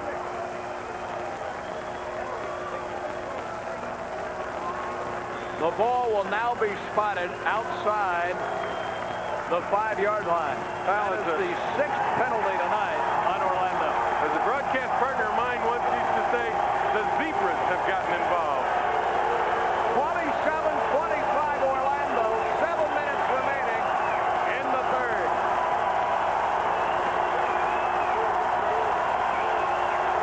Bennett feels the heat, throws, it's intercepted. Takes on Holloway with flags down. I think Detroit's going to get another interference call on McClay in the end zone. Tim Markham is 5 yards onto the field, jumping up and down, and it is against his Detroit pride. And they're going to call it defensive holding. And again, McClay working in coverage against Herc Walls. Walls tried to run to the corner and then busted back to the middle of the field. And McClay, I believe, got a hand on him. It'll be to the right side of your screen. Bennett looking for Walls. On the defense, 3-yard penalty. First down. And there you see it in the back of the end zone. And again, the defensive holding, an automatic first down. And the Zebras truly have gotten involved. We have run 7 plays after Orlando first enjoyed first and goal inside the 10-yard line. It's been a wild exchange.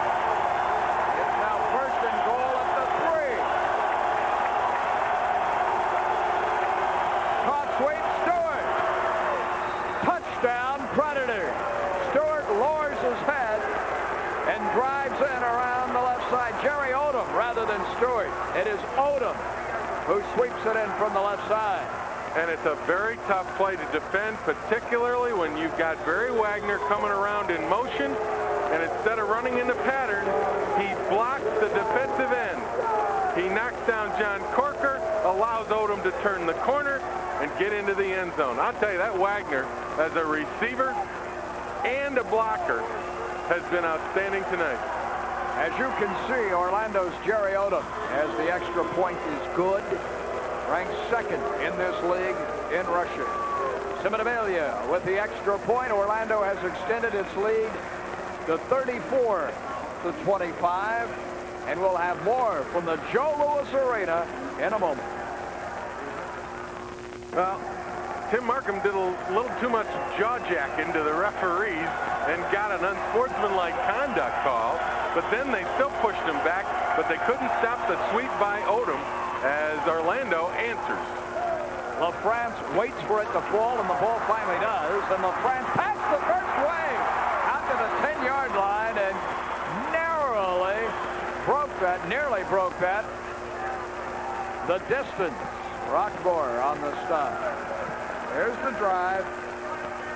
Only 4 plays, but it took 12 with all the penalties. Well, there were 5 consecutive plays down by the goal line with penalties, right? Yep. And here's another penalty. No, I believe what they've ruled it. Apparently they ruled that LaFrance stepped on the end line, so it's a touchback. And they'll start at the 5. Waiting for the ball to come off the cage. 34-25. Adams has thrown 3 touchdown passes in this game. Or rather 2. A flag is down. Adams is down.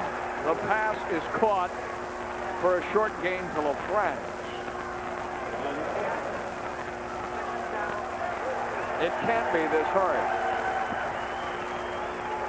Call is offsides against Orlando. I got to agree with you. First half was relatively penalty-free. But boy, this second half, they have been putting yellow laundry all over the floor here at Joe Louis Arena. Offside, 77 on the defense. 3-yard penalty, repeat first down. Rusty Russell, guilty of the infraction. Our statistician this evening here in the booth, Mike Brenner, working rather diligently to keep up with those numbers. 17 flags have hit the field. Mike Rumback in the booth as well, a broadcast assistant tonight. 5 minutes to go in the third. Adams guns the distance. The length of Joe Louis, and it's knocked down, picked off. In line by Orlando's Derwin Rockmore. They wanted to go to Langley. They got him isolated on Rockmore. Langley, of course, the speedster for Detroit. But Rockmore is the veteran. And the other thing that made the play happen for the Orlando Predators is the fact, again, they had good pressure on Adams. He was forced to step up into the pocket. He's forced to step up into the pocket, really can't throw the pass that he wants to throw timing-wise. Langley is much smaller, and on a jump ball, Rockmore's got it all the way. Langley and Adams there. Adams talking to Gilbert Renfro, the other quarterback dressed tonight for the drive. Orlando with an opportunity to put successive scores on the board after Detroit had pulled within 2, leading now 34-25. Bennett, again, flags are down, and the pass is too high at the 15. Incomplete, intended for Kirk Wall. Despite the flag, that may be the first poor pass that Bennett has thrown when he's had time.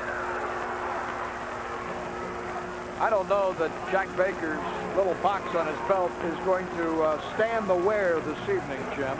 Well, Alvin Reddick is livid again. He is very upset with this call. The preliminary call was illegal defense against Detroit. Okay, now the flag is picked up. There's no flag, no flag. Second down. Well, apparently Paul didn't happen. 34-25. still our score. You see the time remaining.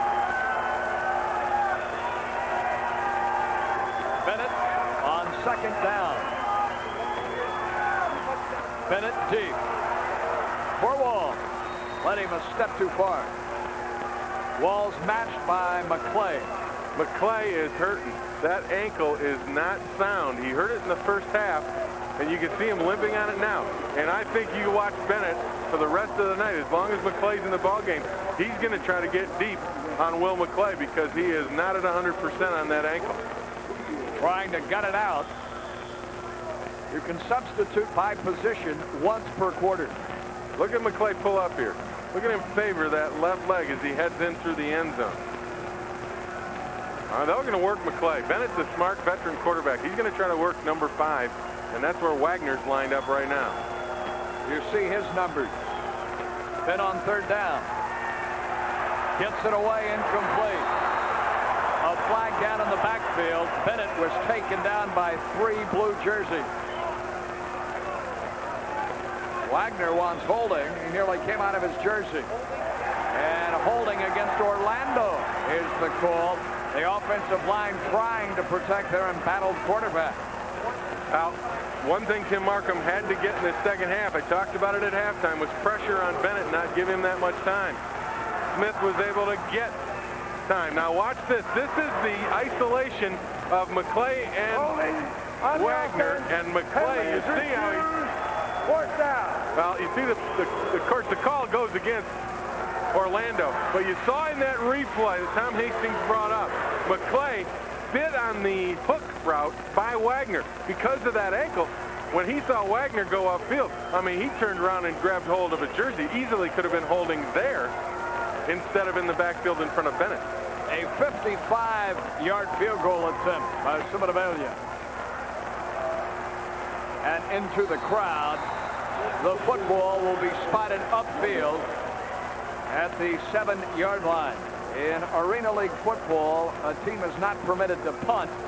Thus, you are really limited in what you can do. And the 55-yard try hooked to the left. 34-25 our score. 3:11 now remaining here in the third. And that may be, I'm not sure, but that might be the first stop that the Detroit defense has had on the Orlando Predators. You're absolutely right.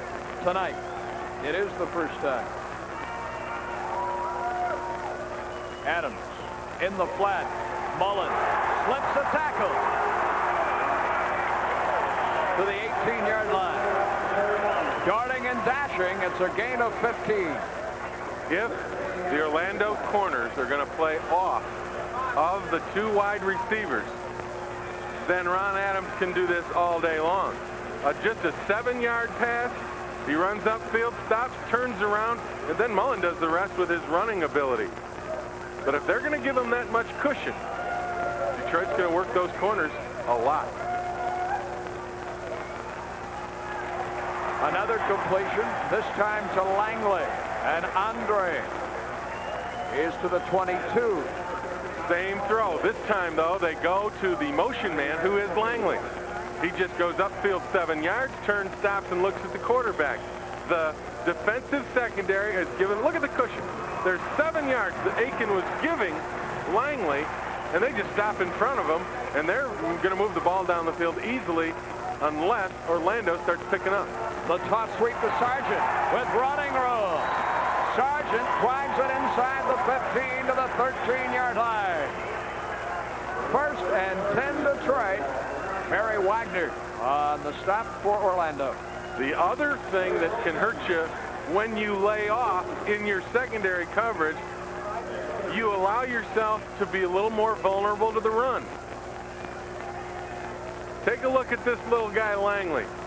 I mean, he is a good little blocker. Is he able to roll and knock a defensive back down and get Broderick Sargent more yardage? On the draw, Sargent wrapped up. Drake's got him with the face mask.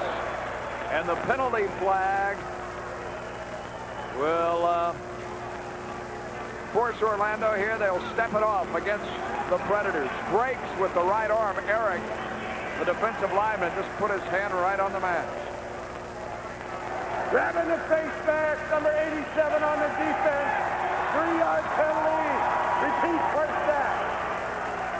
a rather light sentence for grabbing the face mask.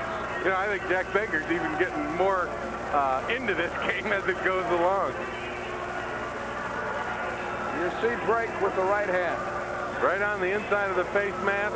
Inadvertent as it was, it's still 3 yards. First down for Detroit. And you're in a situation here when you get down close to the goal line, if they continue to play off of the wide receivers, Detroit will work underneath them. First down, 10 yards to go. The throw underneath is caught inside the 5-yard line. And LaFrance carries it, slipping as he was, for a first down to the 3.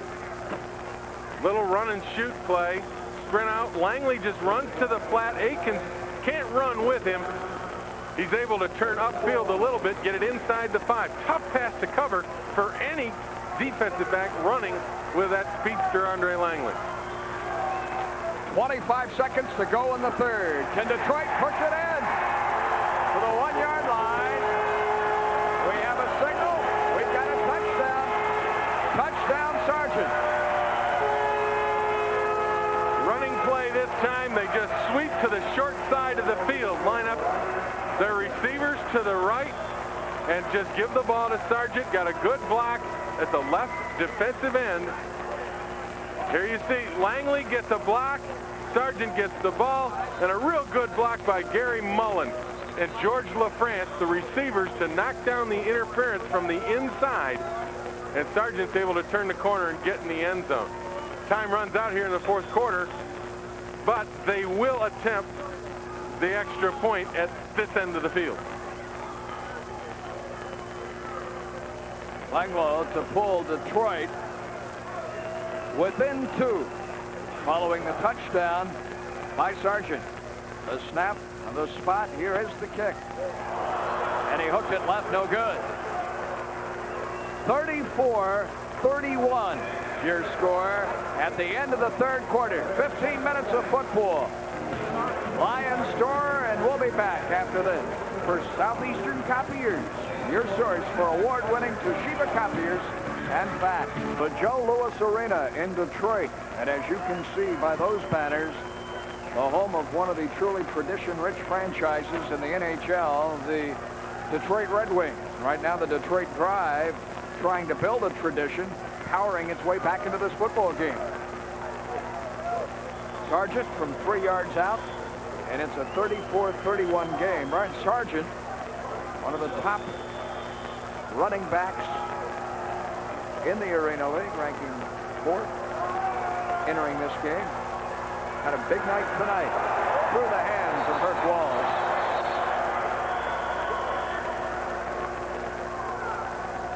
And Orlando begins at its 5-yard line. Sargent, 5 carries, 32 yards, 1 touchdown this evening. Officially the numbers for him. The only other game being played tonight in the 12-member Arena League. Dallas leading Charlotte late in that one. Tomorrow, a full schedule. New Orleans visits Arizona. Tampa Bay hosts Cleveland. And Albany travels to Cincinnati. First play of the 4th quarter for Ben Bennett and the men from Orlando. And it's a hobbled snap from center. Back in there is Kurt Mall, the recently signed lineman who had never played center. And it was Mall and Bennett who had difficulty connecting in the 1st quarter. We talked about that. Mall coming over from the World League was a defensive lineman. Tried to convert him in a week to a center. And the difficult situation that he's going to have is the center quarterback exchange. There he gets the ball up a little short. Ben Bennett didn't pull out of there. But that's what Mull's got to learn to do if he's going to play in this league both ways, and his position is center. Bennett, quick hitch into the flat, cut by Walls, and they say his knee touched at the 9-yard line. Eric Holloway was there defending for Detroit from the secondary. You take a look at the difference in defensive coverage. Look at the cushion. Here's Walls. Turn, stops. Now watch how Holloway closes. He's there right now and is able to get a hand on him. You saw Mullen in the last drive for Detroit able to catch it and look, turn and look and see the defender. Detroit's pressing a little tighter on their corners, than Orlando at this point in the game anyway. On 2nd down and 6. Or 3rd down and 6. Another bobbled snap from center. Again, flags go down. Orlando recovers the fumble. And the way that the players are pointing, this penalty is against Detroit.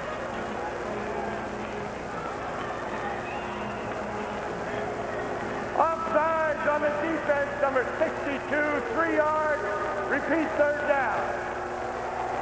Are you surprised in this situation that Perry Moss of Orlando leaves Mull in the game? Well, they're having trouble. I think he's got to, because he's got to give Kuipers a little bit of rest, because he's going to have to go the last half of the 4th quarter both ways. Here's the snap again, and you see Ralph jumps offside. And again, the snap comes up a little short to Ben Bennett. 3rd down and 3. Bennett pumps one. Back at the 8-yard line. John Corker. John Corker is one of the best defensive linemen you'll find in all of football. In an arena ball, he may be the best. They tried to block him that time with Bill Stewart, the fullback. Stewart tried to cut him, and see Corker's quickness. He avoids the block with his quickness, stays unbalanced, and is able to keep his feet and get to Bennett. Big play by Corker, one of Detroit's best on defense. For field position here, Simonavalia, 57 yards away. Kicks it as far as he can. Hooks it, however, into the crowd. A souvenir for a happy Michigander. Orlando's lead at the moment, 34-31, but in the second half, Detroit has played much better than it did in the early going. And that kick that hooked out of bounds was not a good kick, because of the fact that where that ball goes across the boards is where they'll mark it. Take a look at Corker, the sack. Look at, you see Stewart, he tries to get his legs. Corker is able to keep his balance. For a big guy at 260, that's just great athleticism, and get back in the play and make the sack. Detroit can lead for the first time this evening. And Mullen on the receiving end lunges close to midfield. The pattern remains the same, Paul. The Orlando corners are playing way back and giving a lot of cushion to the Detroit receivers. So they're going to take what Orlando gives them. And right now, they're just running those 7-yard patterns where they'll go upfield, stop, turn, look at the quarterback, and if there's no defensive back within 5 yards, Ron Adams is able to deliver the ball. It's a quick pattern, too, so Adams gets rid of the ball quickly, which takes away some of the rush. Adams has thrown for 136 yards tonight, and he adds to it. Oh, no, it's incomplete. Mullen thought he came down inbound. The right side of the field. He was open, a little too high, and he landed on the yellow stripe. Take a look at it. Here it is again. Quick 3-step drop. Looks for Mullen. Goes out to him. Can't see his feet behind the boards, but the referee right on it ruling his foot out of bounds, so pass ruled incomplete. But again, working the sidelines, the Detroit drive, throwing underneath the heavy cushion that the Orlando Predators are giving them. 11 minutes remaining in the game. Adams, bootleg, diving, midfield out of bounds. Did he pick up the first? Oh, they gave him a great spot. A tremendous spot across midfield, and marked out of bounds at the 24-yard line. It's a gain of 4. Wow. That should be a first. That is a home field spot right there. This is a design quarterback rollout. See, Adams puts the ball and tucks it in right away. And he dives. Looked like his knee was out right at midfield, but they marked it a full yard over midfield, which gives Detroit a first down. Wow, that's a fortuitous spot. His knee was out of bounds 2 yards further backfield than that there. Into the end zone. Incomplete. Intended for LaFrance. 2 flags down. Backfield. 1 in the backfield, 1 on the line of scrimmage. And it's against Detroit. Yeah, when Detroit has tried to work the middle of the field against Rockmore, they have not had success. Illegal procedure against Detroit and holding against Detroit, the preliminary call. Rockmore is just a veteran in this league, and he is not somebody you're going to beat deep. And he's done it to Detroit all night.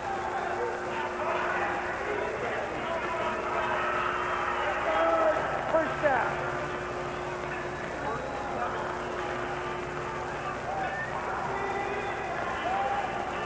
The Detroit Drive, Arena Bowl champions, 3 successive years, 88, 89, and 90. Finalists a year ago. Trying to win a game in the 4th quarter here. They've trailed since the outset tonight to visiting Orlando. Adams throws complete. Holloway out of bounds, 4-yard line. 1st and goal, the Drive. I hate to keep beating a dead horse, but when you've got that much cushion, that's what you're asking for. Holloway again, not anything fancy with the pattern. Runs down the field and stops. Akins comes up to make the tackle, slips. Holloway, though, quick move to the outside, is able to make something after the catch. But the cushion, the 5 yards or more, is what's hurting Orlando on those cornerbacks. His very first catch tonight, good for 27. Adams is going to try to run it in, and he does! Touchdown, Ron Adams. And Detroit leads for the first time in this football game. Adams just followed his fullback, Reddick, and made a good cut behind Reddick and got into the end zone again, extending the left arm, breaking the plane with the football. They like it here at Joe Louis Arena, and you can see it here. Watch Reddick. He'll curve to the right. Adams just rides his hip, dives into the end zone. The ball is across the plane before it comes loose. Touchdown Drive. This is important.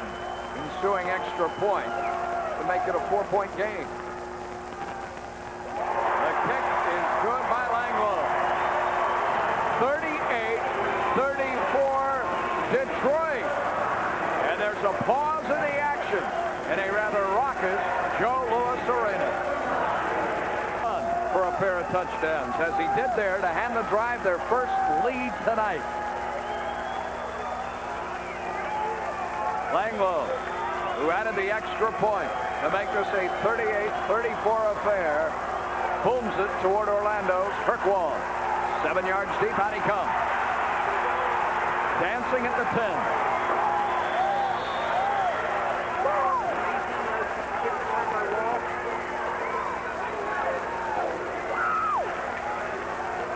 Now Orlando with 8:21 remaining in this football game has to put points on the board.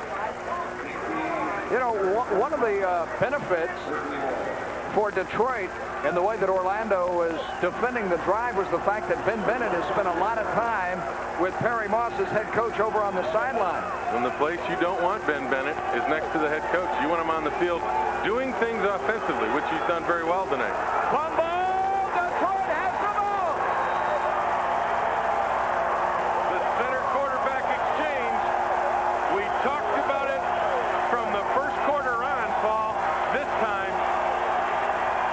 the Orlando Predators are going to feel the effects of a big turnover deep in their own territory from the most important and yet the most misunderstood handoff in football. Here it is. The ball never gets up. And it was Reddick jumps right on it. And it was Rusty Russell in at center, who's not even on the tootie. Pipers may be injured. Ball can't get it done. And Russell, the third center used tonight, botches the snap. With the lead and trying to add to it. Batted away at the line of scrimmage. That's 5 center quarterback exchanges that have been muffed by Orlando tonight. The first one that's been lost. And Russell, as you mentioned, wasn't the guy. He wasn't even supposed to be a center. There you see the pass deflected. The line of scrimmage. Adams trying to go to LaFrance, being covered by Akins. Got to talk about a big series defensively. The Predators right now have got to suck it up and get the job done. 7 minutes remaining in this football game. The clock rolling. Adams, shuffle pass. That's an incomplete pass. Little Utah pass. Hunting is running back in Sargent. It's incomplete. The defensive lineman who comes upfield there, if he gets in the passing lane, this play is not going to work. This is Russell. See Russell? He was in the passing lane for Adams to try to get the ball to Sargent. And that caused the ball to be incomplete. Sargent's got to read where that defender is and move away to give Adams a passing lane to get him the football. On 3rd down and 10. Adams looks airborne. Floats into the end zone, incomplete. Everyone was covered. A traffic jam at the goal line. And now Langloh will come on to attempt the field goal that, if made, would force Orlando to score not once, but twice in the waning moments of this game. The other thing that was a change in that defensive set for Orlando, they did not give the receivers on the outside any cushion. They played them all man and were playing face-up, bump and run. And Ron Adams couldn't go to the quick out cut. He had to wait for a receiver to open up, and Orlando gets the job done. Langloh has been good from 38 yards, 41 yards, here from 26. He nails it. 41-34. Orlando will need at least a 2-point conversion off a touchdown if it hopes to overtake the drive, which has been in 4th gear here in the 4th quarter. Or overdrive. They have played so very well. 5.5 minutes to go in this one. More importantly, they played better defensively here in the 4th quarter than they did the entire first half. 34 is Langloh. Sends it tumbling end over end. And Herc Walls comes out of his own end zone. He won't make the 10-yard line.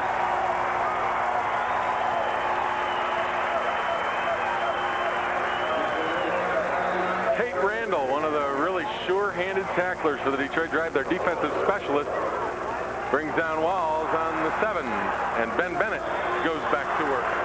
Rusty Russell is no longer the center. It's Kurt Mull returning, which tells us that Jason Kuipers is unable to play, the starting center. The clock rolls. Moore in motion. Bennett from his goal line. Upfield, Moore one-armed the ball. Can't do that. Takes 2 to catch it. 2nd down. Right. And we saw Bennett complete a lot of those throws in the first half. The reason he didn't complete the throw this time is because Quentin Knight was right in his face. Even though the pressure didn't get there for the sack, Quentin Knight was there. Watch 65. He's around Mull. He's right there with a hand, and Bennett knew he had to get rid of it. It just didn't have the accuracy to get it to the receiver to make the catch. Bennett has completed only 1 pass in the 2nd half, and now 2. And this one's for a 1st down. It takes Ben Bennett nearly 2 quarters of football to collect his 2nd completion of this 2nd half. And he hits Wagner in front of McClay. That's a matchup that we've seen the Predators exploit throughout the game. Look at McClay. Look at the cushion. And there's Wagner. Turns around. McClay closes. Just manages to trip him up. Or Wagner might have been off to the races. A gain of 11. Orlando trails by 7. As Bennett hunts the receiver, stands in the pocket, and overshoots everybody. And there is a flag down, and we may have a holding call against the Predators.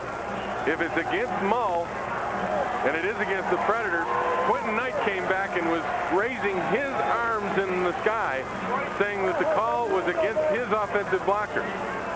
And we've diagnosed the problem, I think, with a center quarterback exchange. Mull is normally defensive guy. Number 50 on the offense, 8-yard penalty, repeat 1st down. but he's the only center they've got, and Quentin Knight is taking advantage of the fact that Mull's background is as a defensive player. You're asking a lot of Mull, and even with his best intentions, Orlando has fumbled at a critical time, and now, well, fumble, and Detroit has it. Again, the quarterback center exchange.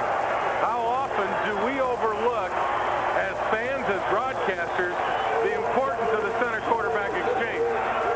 This game might be an indication of how much work and how much practice you've got to get involved with a center and a quarterback. Mull again working with Bennett. There's the snap, the ball comes free, and Langley, look what I found, jumps right on it, and a huge break again for Detroit in the waning moments of this ball game. No flag on the play.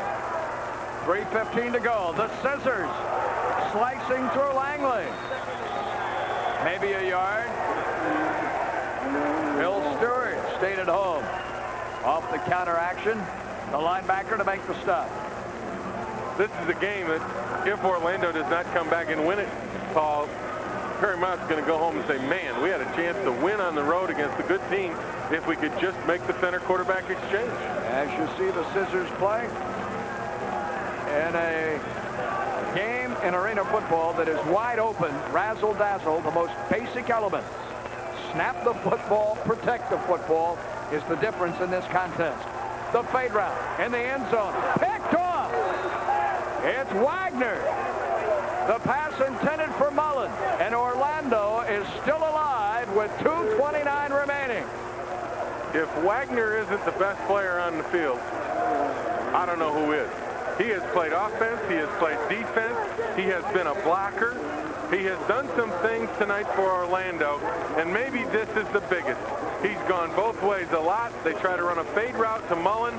Wagner doesn't buy it. Look at that ability, that athleticism, leaping, getting the ball. Mullen had no chance. Really, Adams, in that situation, probably should have thrown the ball away. How can you allow it to be picked off? And you put the ball back in Bennett's hands with just over 2 minutes to go. From his end zone. Hit as he releases. A duck, but Walls catches it at the 15-yard line. 2 minutes to play. Wow. Now, Gary Mullen, how he didn't get that ball, I just don't know unless he lost it. Walls saw that Bennett was hit. He threw up a duck. It was up for grabs, the jump ball, and Gary Mullen, I don't think as a defender, ever picked it up. Watch this. He gets hit. The ball is floating as a jump ball. Mullen never saw it, and Walls reacted back and made the great play for Orlando. They're still in this ball game big time. 90 seconds and counting. 41-34 Detroit. Orlando needs the 6 and the 2-point conversion. A bobble snap from center. Bennett picks it up, throws out of the end zone. Actually caught the bobbling ball in midair. It won't go away, will it? It won't go away. As long as Mull and Bennett are in there, they're just having all kinds of difficulty with that center quarterback exchange. And we're going to go to the 1-minute warning, and this thing is going down to the wire, Paul. 60 seconds of football left in the Joe Louis Arena between Detroit and Orlando. Remaining in this game, Coach Tim Markin of Detroit, his drive has battled back to take the lead.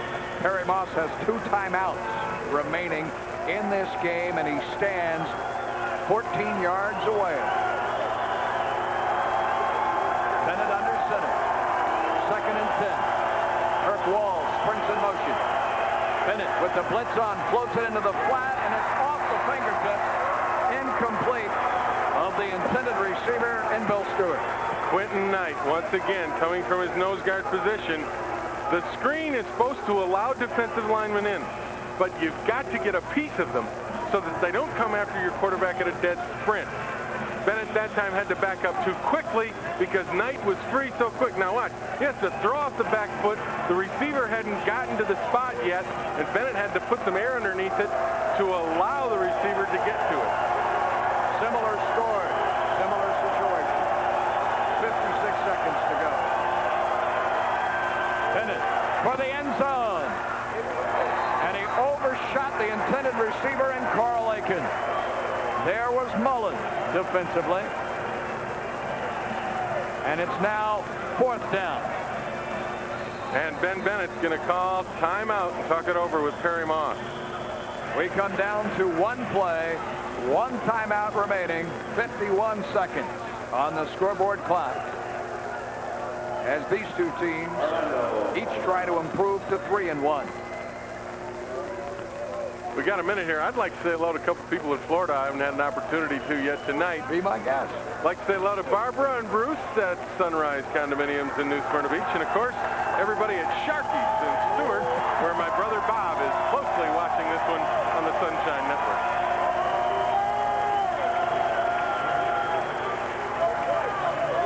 Immediately following our telecast from Detroit, you'll be able to enjoy the Calder Racing Report in its entirety here on Sunshine Network. So stay tuned, horse racing fans.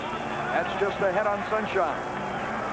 One final play, Jim, your strategy. You're going to the end zone, you got to get to the 4 for a first. Right, big 4th down. The key thing here, I think, for Orlando, you got to let Mull and Bennett get the quarterback center exchange.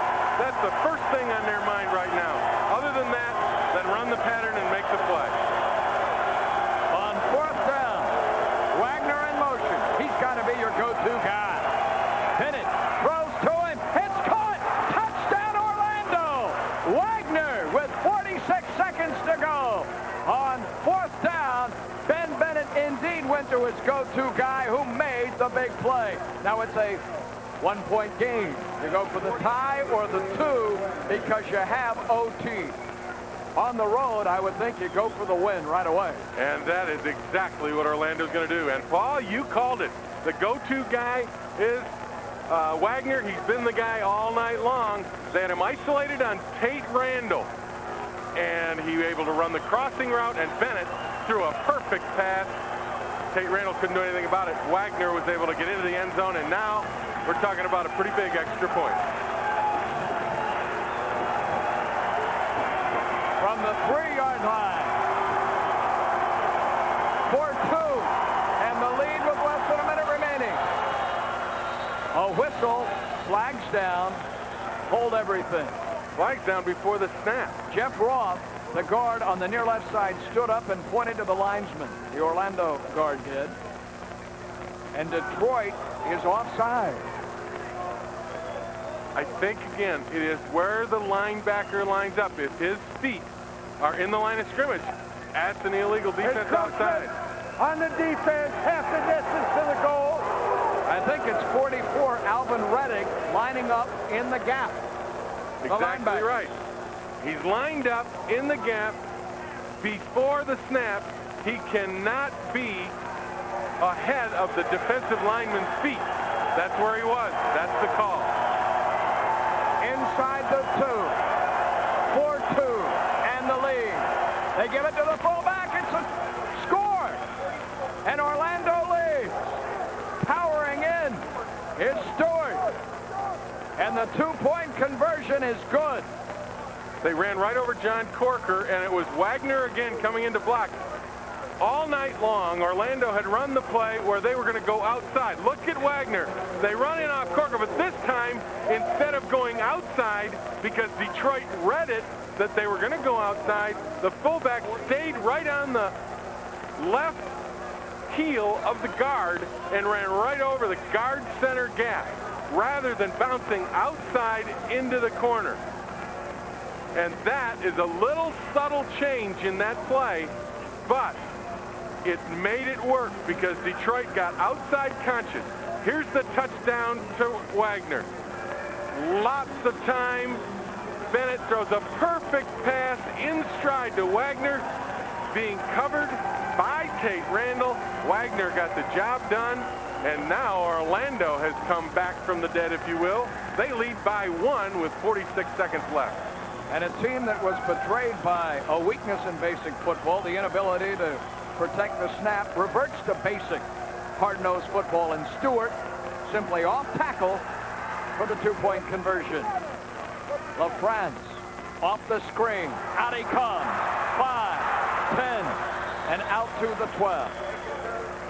Now the field goal kicker, John Langlow, has kicked 3 separate field goals, all fairly long. 26, his most recent. He also has boots to his credit of 41 and 38 yards. There was the scoring drive that handed Orlando this lead. Will it stand up? Adams from his 11. Gets it away for Mullen. Had it around. Mullen makes the catch at the 7. He'll score! If you want one for the highlights, take that one. That's unbelievable. Wagner defending on the play. The man who got Orlando in makes a great defensive play on a ball that's underthrown, and yet Gary Mullen for Detroit somehow, some way, comes up with a tipped ball and gets on his feet, very heads up, and makes the touchdown. Look at the play. Wagner battles him for it. Mullen takes it and goes into the end zone, and just like that, it has turned around. Wow. Never a whistle that he was knocked off his feet by Wagner defending.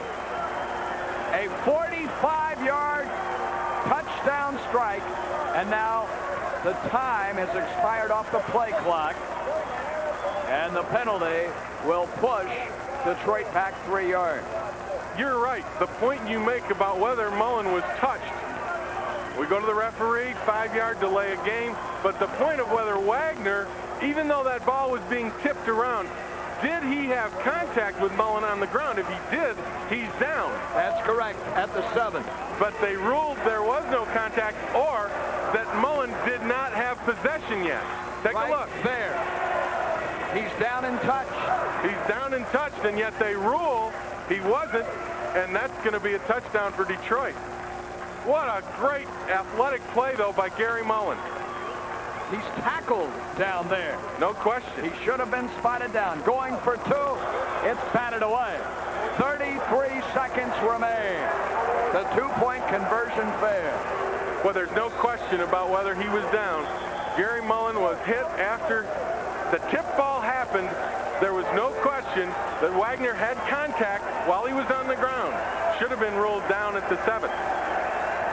Tom Hastings, our producer, and our pass crew here this evening in Detroit, an excellent job of finding that play, and our compliments to a first-class staff, and our thanks for your hospitality here in the Joe Louis Arena tonight. Jim, this has been Michigan football. Maybe more Detroit Lions than Michigan Wolverines. I'll tell you, wide open. Yeah, there's a little bit more defense when I watch Michigan play. But one play, yeah. A singing 45-yard, not without controversy strike to Gary Mullen. You know, the interesting thing, though, is that neither Perryman nor Wagner got up and made a point about that, and I would have thought they would. I did not see them make a point to the referee about whether he was down by contact.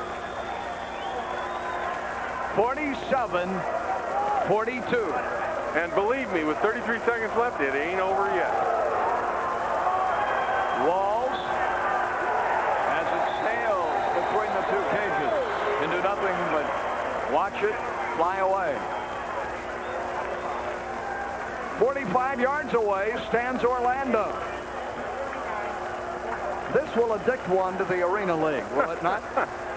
If it doesn't, and you're a football fan, then something's missing, because this is great entertainment. And like I said at the top of the show, it's football. These guys play hard. You tell me that Barry Wagner isn't a football player, and I'll argue that one for a long time. All eyes on Ben Bennett. Wagner in motion. A fumble snap. Detroit has the ball.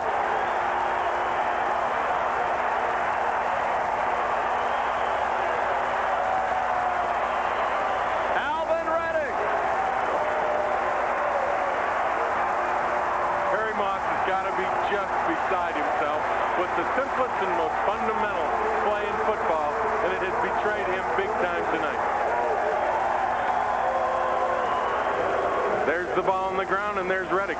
And you know, the times that they've done that, Reddick and the other Jill linebacker, Langley, they're looking for it almost every snap now. It was Rusty Russell, the third center tonight.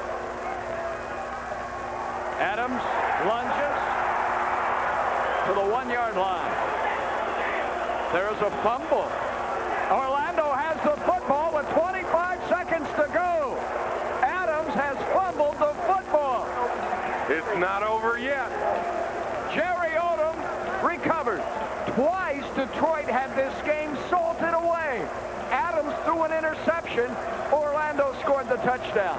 Adams gets positive yards. His knee is not down. That ball is free. And there's Derek Holloway kicked it. He was right on top of it and never realized it, never got down on it. Orlando did, and the Predators have a breath of life left. Twice Detroit has given Orlando an opportunity to pull it out. Bennett will be sacked. John Parker sacks Ben Bennett for the safety.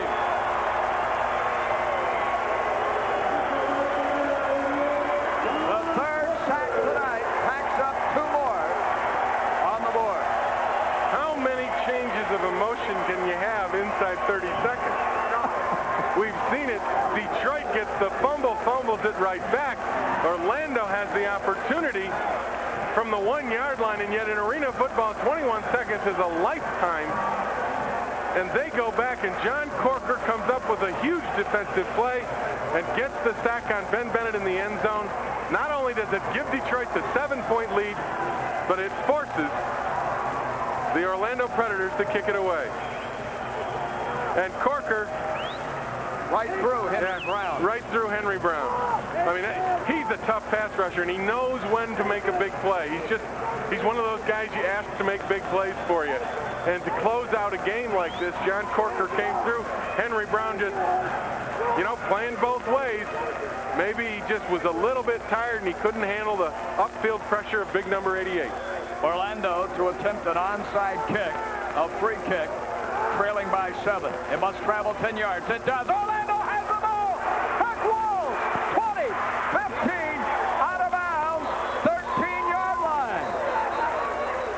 Now, can you advance the ball on an onside kick?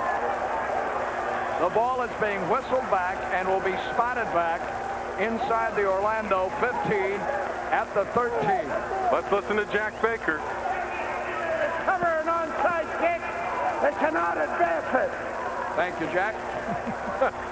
Jack's gotten a workout tonight. Sounds like my drill instructor, Paris Island. His voice is breaking. Hey, it's not over yet.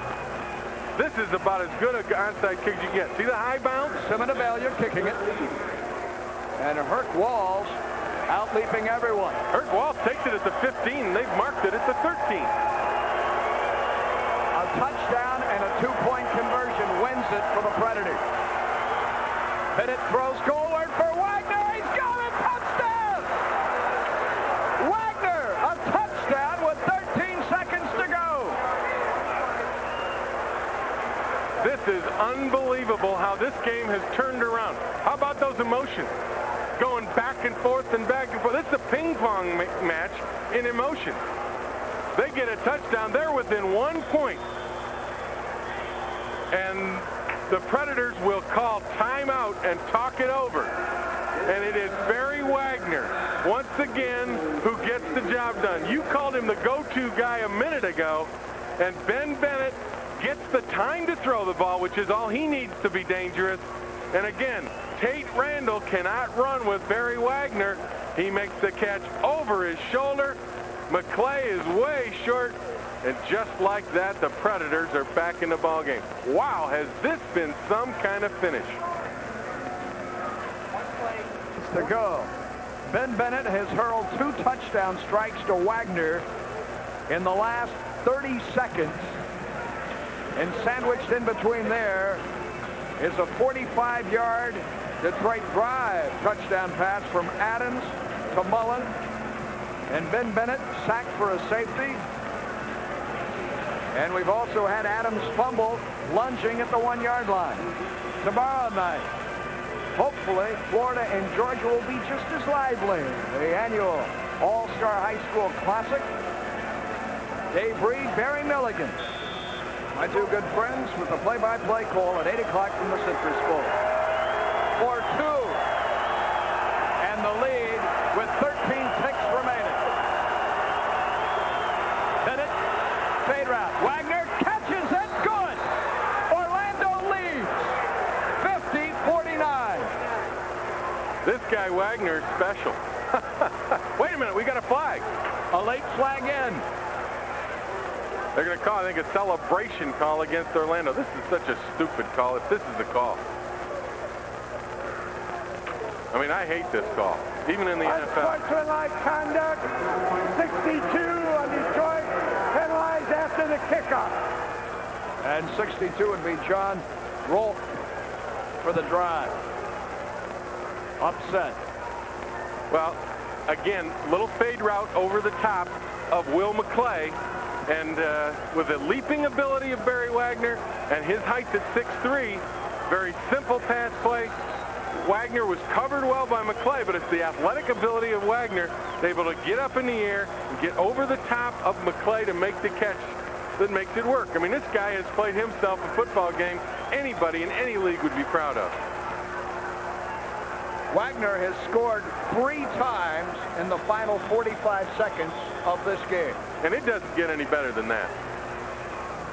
I mean, he is covered well right on his face. He goes over the top and just pulls it in, and both feet inside the corner of the end zone. Great throw by Ben Bennett, too, as the Orlando Predators have come from the dead in the final minute, the final second, to take a lead. But still 13 seconds are left. Simonavilla to the very dangerous LaFrance. 5. Oh, wait, he stepped on the end line. Whistles are sounding. He stepped on his own end line, and thus Detroit will have the football spotted at the 5, and a late flag is thrown. One play, 37 yards. Wagner on the receiving end, and he also caught the 2-point conversion. And he's standing really close to his coach. First penalty is number 62 on Detroit, unsportsmanlike conduct. Second penalty, grabbing the face mask, number 44 on Detroit after the play. 3 yards. Rolfe and Reddick in order. There's John Rolfe, the offensive lineman. You know, you look at this game, Paul, neither team should have lost it. The drive had it wrapped up if they don't turn it over at the 1-yard line by Ron Adams. In the first half, Orlando dominated, and really, because their defensive backs played so soft, allowed Detroit to get back in it and take the lead, and turned it over so many times from the center quarterback exchange. But right now, it's Detroit in the final 10 seconds trying to come back after a brilliant Orlando comeback. Down 1. All they need is a field goal. Can Adams get them within range for Langloh? Mullen was the intended receiver. It's into the crowd. Langloh kicked 3 last week. He's kicked 3 this week. 38, 41, 26 tonight. They would need to reach the 20-yard line to give him a reasonable chance. And that's his own 20-yard line of getting it done. There he stands. And it's got to be a quick route. It's got to be a quick route, either to the sideline or a timeout as soon as it's called. Because with 1 second, they've got 4 seconds to get this play off and give Langloh the shot. They may try to get it all here. Adams for the win. The length of the field for Mullen. Incomplete. The game is over. No flags. Orlando has beaten Detroit. An incredible finish that went back and forth. Orlando scoring 3 separate times in the final minute and recovering and benefiting from 2 separate Detroit turnovers. An interception and the fumble recovery wins it in probably 50-49. Back with our post-game show when we return to the Joe Louis Arena on Sunshine.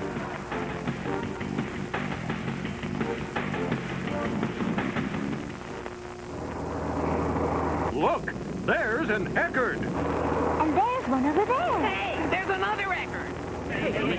Wait for me.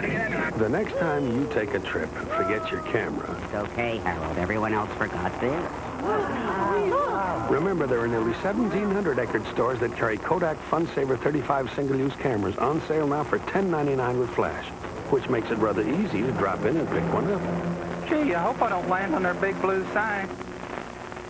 The Miami Hurricanes. Nobody plays better than they do. And nobody covers the Canes better than CaneSport. 21 times a year, CaneSport takes you inside the locker room and inside the coaches' minds for the most comprehensive coverage anywhere. Each issue brings you complete game analysis.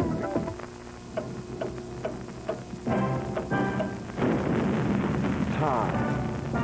A boxer's biggest ally. A fighter's worst enemy.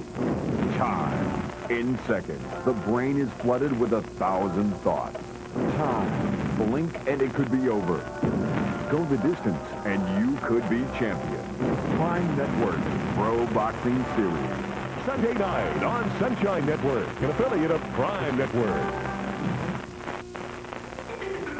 Sunshine Network, Florida's best, celebrates the weekend with Tickets available for that game in Orlando as well at all Ticketmaster locations. Our next telecast of Arena League football and the Orlando Predators will come in mid-July when we travel to the Big Easy, New Orleans, for the Predators and the Knights. Tomorrow night, it is Florida and Georgia in the High School All-Star Classic with Barry and Dave. I hope you'll tune in at 8 o'clock. And now for Jim Brandstatter. Jim, I enjoyed it. Hey, Paul, it was great fun for me, too. Thank you very much for having me a part of your program. Absolutely. I'm Paul Kennedy. Our thanks to Tom Hastings and our entire crew. 50-49, your final tonight here on Sunshine Network.